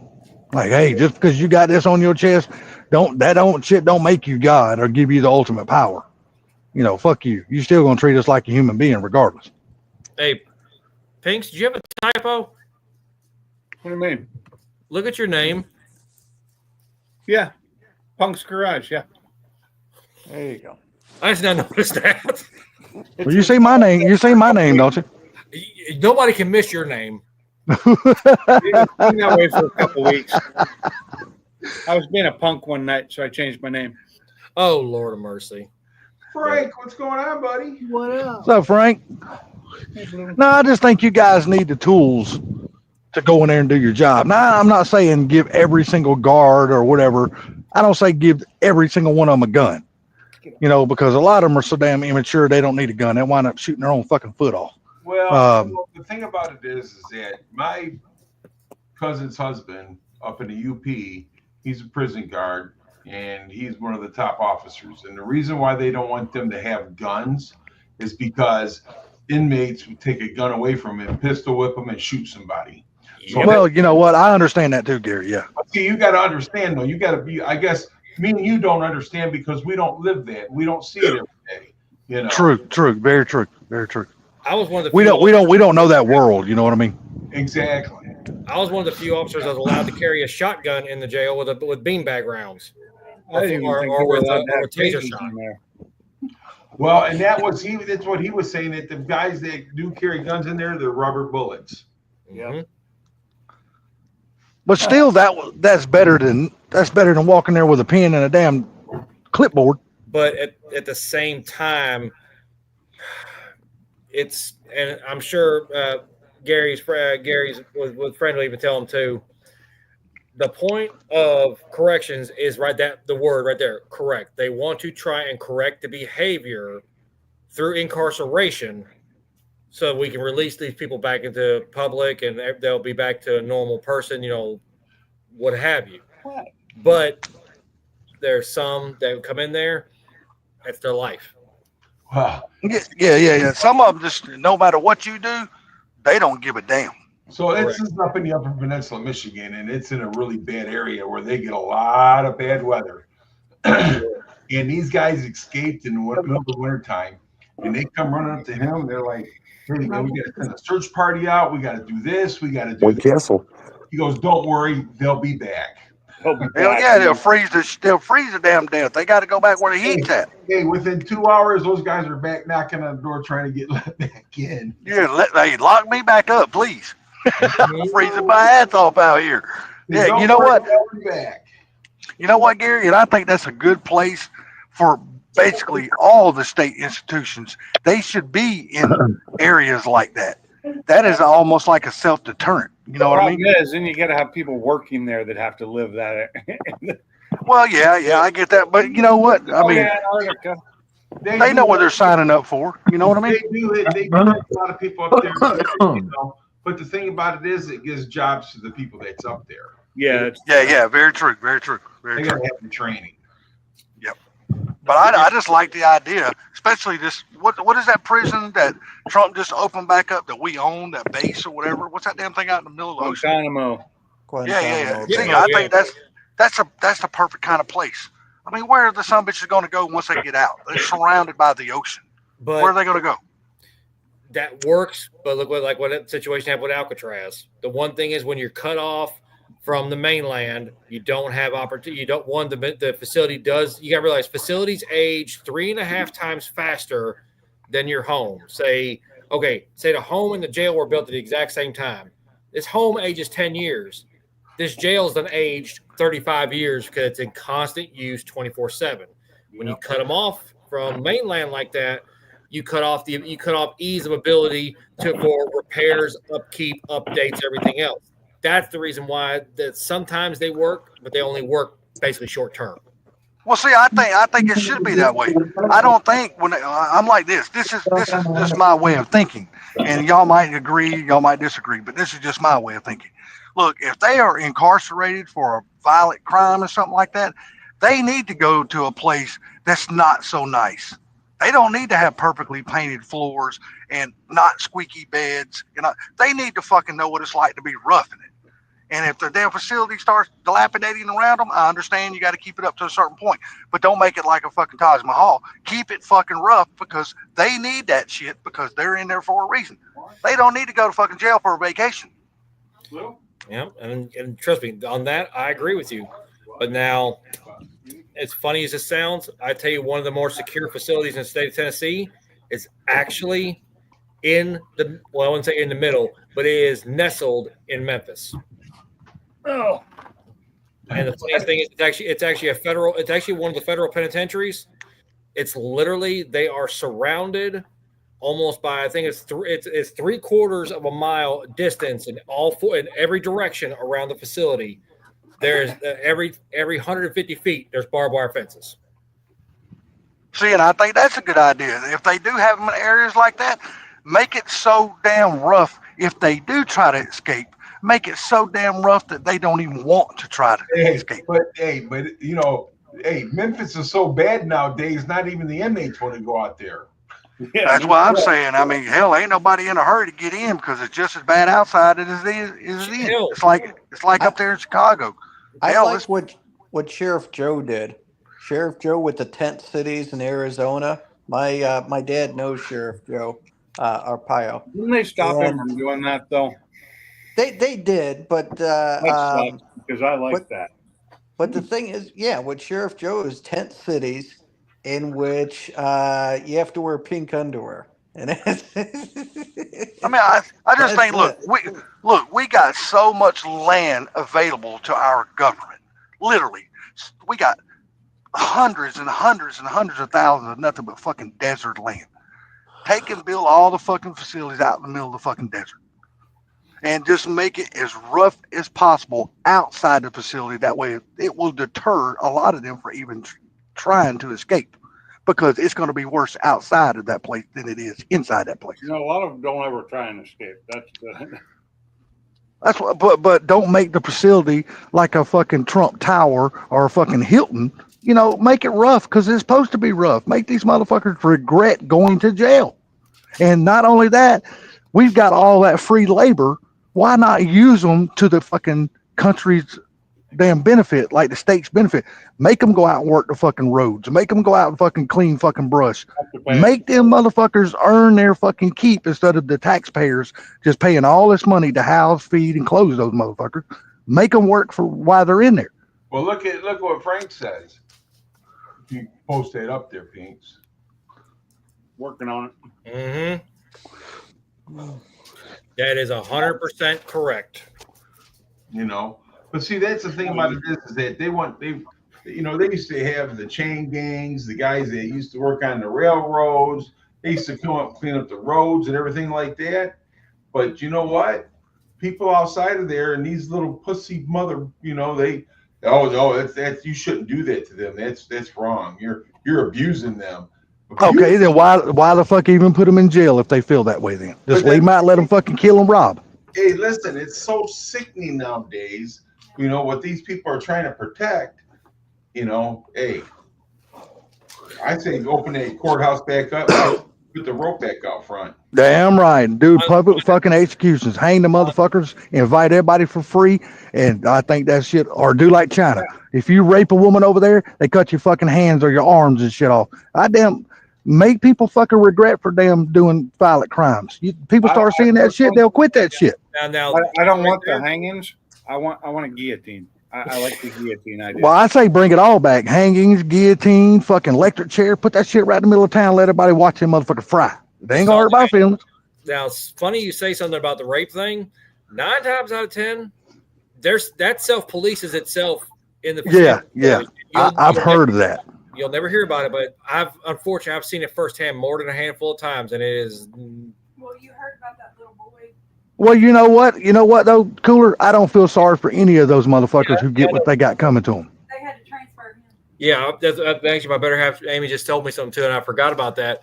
We had a guy here that What was he? He was 18, wasn't he? Oh no, he was old enough. He was dating a girl with a baby. Dating a girl with a baby, and what did he do with the baby? Baby died. He basically child abuse. Yeah, child abuse, and basically killed his girlfriend's child. Baby daddy was in jail. From what I understand, he's been through 4 different facilities because every facility he goes to, they find out within a few weeks who he is, and they beat the shit out of him. Was Madison County, and baby daddy was in Madison County. They broke his arm and all kinds of shit. Yep. And they had I say this: turn the fucking cameras off and let itself police itself. Fuck it. Funniest thing is, when I first started with the county, and we're talking back, we're talking 20, well, not 20, shit, 12, 13 years, well, 12, 13, 14 years ago. It was like back in 11 or 12 when I started down there. There used to not be very many cameras. There was the only ones were normally in day rooms and any hallway where inmate transport would happen. And unfortunately, inmates would learn over time where the blind spots were, this, that, and the other. Oh yeah, they ain't stupid. There was also times where we have a whole unit rise up, whatnot, trying to cause a riot, trying to do something. And it would be me, and of course the officers that were free in the team. And then it's something we didn't have a CERT team, but they would call in like one of the lieutenants from the patrol, and we'd go in there. And it's bad enough to the point that the lieutenant on patrol would call central control. Hey, by the way, cut the cameras off to this unit. And all the inmates would hear that, and they would just see us start breaking out our gloves and breaking out the batons, and they would just start going. Yeah. Well, it needs to go back to the way it used to be. Hard times, it should be fucking hard times. If you go into jail in these prisons and shit, and you're serving hard time, then it needs to be hard times. You need to work I say give them a fucking 2-ounce body hammer, go them out there and throw them in the fucking pit and tell them to bust rocks all fucking day long. They'll and what Frank fucking teach them a fucking lesson. And like what Frank was just saying here, and I'm glad you brought that up, sir. There is being within a facility is no cakewalk for anybody, whether you're just a fresh officer or you're seasoned or you have rank, sergeant, lieutenant, whatnot. The amount of pressure you have from both the inmate side of it and also from the brass side of it, from the upper, The fucking the political side of it. Yeah, and political side of it, it is overbearing. I've seen people burn out and whatnot, and thankfully enough, knock on wood, personally, I've never had somebody I've worked with or known to commit suicide, which I'm very glad for. But like I said, like he even posted earlier, like the increase of what has happened even in the past 20 years, it's saddening because they expect any of us to say, if all 6 of us say worked at a facility, they expect us to be able to go in there, do our job, and be able to go home and act like nothing's wrong. From sometimes what you see in there, what you feel in there, what you've had to deal with in there, and sometimes even fight for your own life or fight for your fellow officer's life in a fight or an incident. It beyond weighs on you. It's one reason why I actually got out of it after being full time for 8 years. I got out of it because I could already feel like I was bringing it home and not even meaning to. Like it's like one of those things, like one of those sayings. You can't unsee what you've seen. Yeah, but the whole you know what I mean? will follow officers home, and then that causes issues at home, divorce, whatnot, and then that just even adds substantially to that risk and that chance of that happening. I'm sorry. I think they should give the inmates 1 hour of yard time, and the rest of the time, I think they need to be locked down 24/7. Just fucking lock them down. There are places they do that. That actually is the federal mandate. It's 23-1. In other words, they can physically be locked in their individual cells for up to 23 hours a day with 1 hour rec time out a day to make phone calls, wash their ass, and like walk to either rec yard or their pod room. That's actually one of the federal mandates. But most facilities go past that because the way they look at it, if we let them out a little bit more during, say, day shift, 8 to 4 or 4 to 12, let them out on these 2 shifts, then we have less problems. But it still causes problems because Fuck that. I'd say lock them down and keep them locked down. Only give them their fucking one. Like I said, it needs to go back to the old saying. I'm sorry. The inmates shouldn't have it easy. Fucking, if they're in there serving time, then make the times they're served fucking hard. But That way, that is almost like a self-deterrence. If it's fucking hard, they're not going to want to go back when they get back out. But That'll the make them part think is- about fucking committing another fucking crime. But the screwed up part is they have more rights than you and me do on the street behind, behind that Well, glass. yeah, I understand, but that's where the government needs to step in and mandate this shit and make it fucking hard on the inmates because goddamn, look, they're in there for a reason. They done a fucking crime. They need to be serving their fucking time. Do it, make it hard. Yeah. Hey, I'm gonna hop out of here, guys. Pink, all right. Pink said that Y'all have a good one. You two there, Sublime. Take care, buddy. Take care, Jim. Later, I'll guys. get with you in a minute, Sublime. Hey, so Pink said he'd like to see the guillotine back, but you know when they cut a person's head off like that, that they can actually see and hear what's going on for a few minutes. Yes, That's a good thing. why That's I a like good the thing. whole Guillotine. I think it was the perfect execution tool. Yeah. Yep. Because they did a Well, study on it, and yeah, the guy, and I guess when the head fell down, they told the guy to blink, and he could blink. Mm-hmm. Damn. Oh shit, Maniac, what's up, brother? I'm just one of those type, man. I mean, I just think we're too fucking easy on the criminals. The system has done got too fucking soft, and we need to go back to being hard. That way, maybe the prisons won't be as populated But I will because say, these motherfuckers don't want to go back. For way longer than they should. Like, But So what now? I'm with Sublime. I'm going to get the hell out of here. I'm going. yeah, I'm about to Gary, say, I take it just- easy, brother. All right, I'm sorry, I just don't have compassion for fucking hardened criminals. I don't give a damn Well, what color, race, nationality they are. I just don't have compassion for them. I'm sorry. Now, Pinks, what were you Fuck 'em. saying a second ago?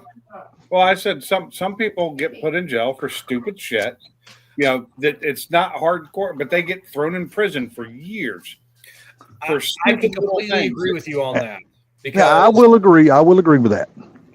there's okay, like in Mississippi, and it's getting to the point here too. Mississippi, if you get X amount behind if you're on child support, you get X amount behind. First thing to do is pull your license. After you pass the next level, then if I remember right, then they're going to arrest you, and then they're going to have you a cash purge that you got to pay this amount to get out, and or you're serving up to or even past 1129. Well, I was trying to pay, but you Well, took my license away, and I couldn't make it to work no more. And then Well, they have backwards laws there. Yeah. Well, no, I actually think that's a good thing though, Pinks, because if you're trying to pay, well, you got some people out here that's got their license and they just don't pay at all. So they get their license taken away, and the first thing they go to court and say, well, I was going to try to pay, but you took my license, but why didn't you pay when you had your license? No, I'm saying they will do it though, even if you're paying, but you're not paying enough because you don't make enough money.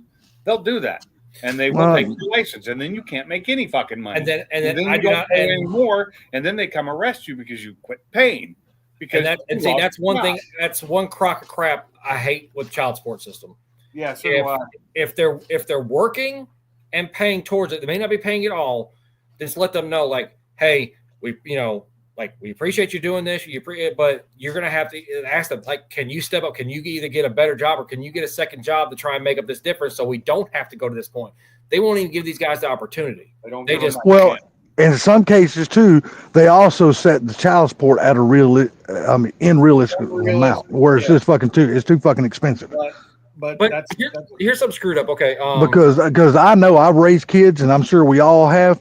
And look, I'm sorry, a woman does not need $400 a week per child to raise a kid. She don't need $800 a week. She should be out there working and fucking putting her 50% of this fucking marriage in there, not just fucking counting on me pay the whole fucking 100%. Hey, it took two of us to make that child. Motherfucker, you should be out there working, making your half too. in some places the judges are getting better about that. They are in some places, not everywhere though. yeah. I'm just saying, I've seen some people get fucking absolutely railroaded, man. I did too, but you know what? I paid it, and I Yeah, that's what I'm saying. Yeah, I had to pay mine too, but I have seen some guys who's got good jobs. You know what I mean? They got really good jobs, I'm not saying that they make a lot of money, but they got a good job to where they got 13, 14 years invested in that company that they're working in. Well, you know what? They don't want to quit that job and go find another job. They're already on the way to retirement because they got all this damn time invested in. They might only be making $24, $25 an hour or 23, but yet the judge sets it, say he's got 2 kids. Well, he sets the fucking child support at $500 a month per child. Well, the judge is not taking in consideration what, hell, he's already had these damn bills that is at his house that he's got to pay. I mean, and I'm sorry, it does not take that much money to raise a child. I've raised one. I know what it fucking costs. When my kids were little and I was paying child support, I was paying $450 per child. I made $14 an hour. Yeah, that's $900. That's a lot of. Well, no, you had 3 kids, right? Or 2? Well, I only had to pay for the 2. The other. Okay, well, that's $900 fucking dollars. That's a lot of fucking money, man, out of a damn $14 an hour job. $14 an hour, and then I lost that job because I got laid off, and I went to a $10 an hour job. Guess what? Child support stayed the same. Yeah, and see, that's the part I don't understand. Why don't the judges, prorate your freaking payment? Well, you had a $14 an hour job. All right. Well, I got laid off. Nothing. I didn't cause the layoff. The company just laid me off. Okay, so I had to go get this other job that paid less. Why can't you back my child support down to where I can afford to pay this and live at the same damn time? I tried that. They would not. Oh, trust me, I've been in your shoes. I know what you're talking about. They didn't drop mine either. When my oldest turned 12 and my ex-wife was allowed to ask for them to raise it, they didn't raise it. Well, at least that's a good thing. And now the funny thing is, like, you two talk about that, and that's my thing. It needs to be based partially income based. It needs to be based on income and also factor other things into it. But at the same time, I've known guys, unfortunately, I'm still friends with a couple of them, that got on child support when they were making, like I said, $10, $12 an hour. And then all of a sudden, they get a very good job making $30 an hour. But because they're still paying their child support and the mother of the child ain't pushing the button, they're still only paying the X amount of child support on when they were making the lower income. And So when I was paying that $900, I made $22.40 pre-tax a month. So after pre-tax. Now, yeah. child support comes out after taxes. Yeah, exactly. That's my whole point. They base that shit off your gross, not your net. Don't base it off my gross because I'm not even getting my damn gross.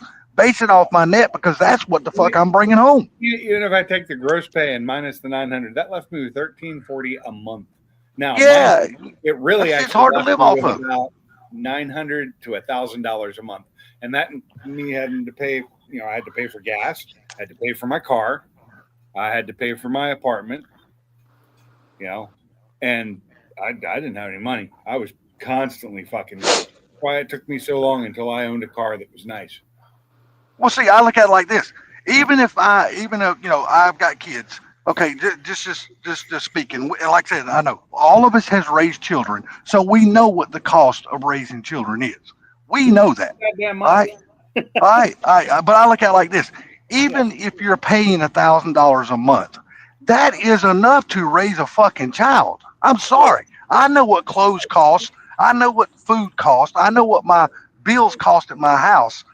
The kids don't need any more than $1,000 a month because they're not wearing out their fucking pants. That money. I'm going to correct you on one thing.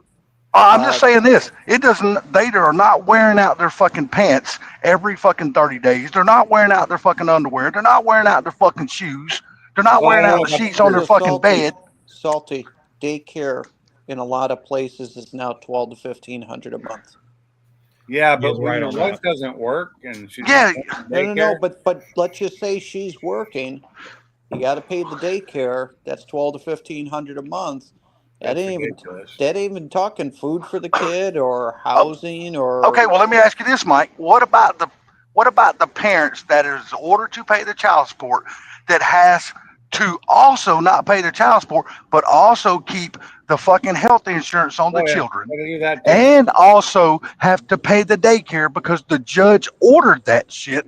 But all this is on top of the $1,000 child support that they got to pay. So I would say this, Salty. I would say this. Your situation is a little bit different because how you came home and you found what you found.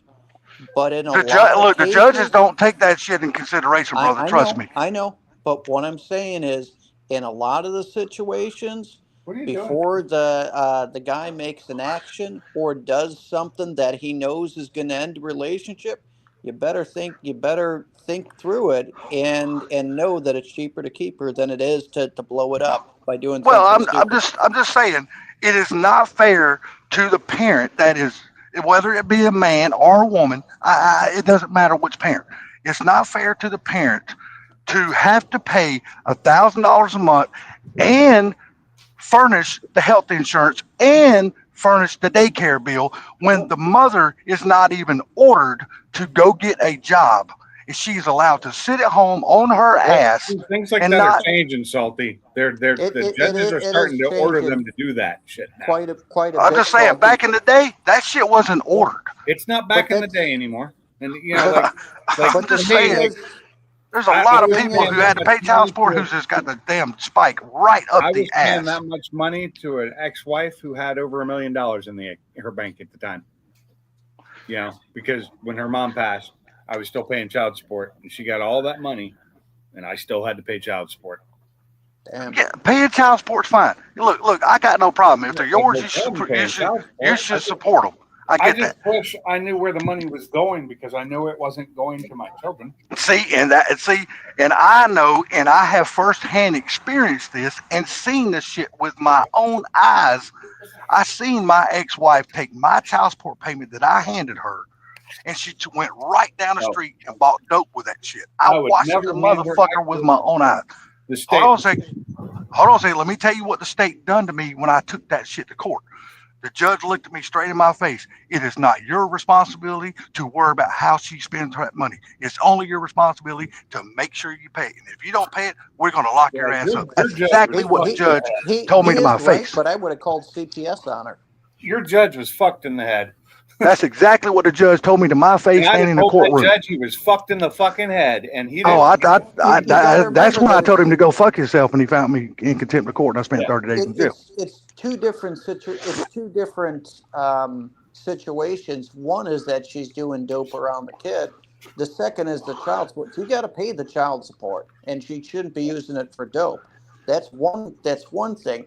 But the other thing, if you saw her buying dope and she's on drugs and stuff, then you contact CPS and say, you know, you've been seeing her doing drugs. You believe it's in the house. You want to have an inspection done, and then you get We did that. pulled out. We did that, Mike. I call DFACS. That's what it's called down here, DFACS. When you call DFACS, they go out and they inspect the home. Well, they only go out one time. They don't find a problem, then everything that you said in court don't mean a fucking thing. Trust me, I have been down that road, buddy. I know how that shit works. They only go the once. They don't go multiple. They go that one time. They don't see no problem. Fuck you. It doesn't matter what you said in court. Let's get off the child support thing. It's really getting Salty upset about something he can't fix. Hell, I'm telling you, man, because look, I have been railroaded so bad by my ex-wife, dude, and the damn court system down here in the county that I had to personally deal with because I lived in a different county, but it didn't matter what county I lived in. It was all based on the county she lived in, and that's the court I had to go to. And that motherfucking place down there absolutely hates men. It doesn't matter. I've seen other men besides me just get absolutely railroaded, and nothing we could do about it. Not a damn thing. Yep. So, And that's where subject. I know. I'm sorry, guys. I have been. It really. I spent a lot of years and a hell of a lot of money trying to get that shit all straightened out. I know how that shit, at least here in my state, in this county down here, I know how that shit works. I can't say it's like that everywhere, but down here, it's fucking terrible. It's the Georgia laws when it comes. In a lot of places, it is getting better. I mean, it's just, I think that is something that needs to be looked at because, and I'm just not saying it for me, maybe Pinks or whoever else has had to pay child support. The parent that is ordered to pay child support it should not be so hard on that parent. And the other parent should be forced into going out and doing their 50% of raising that child. And it shouldn't all be put on one parent. That's the part that's the part that's always got me. And I never understood that. I guess I just won't ever understand it.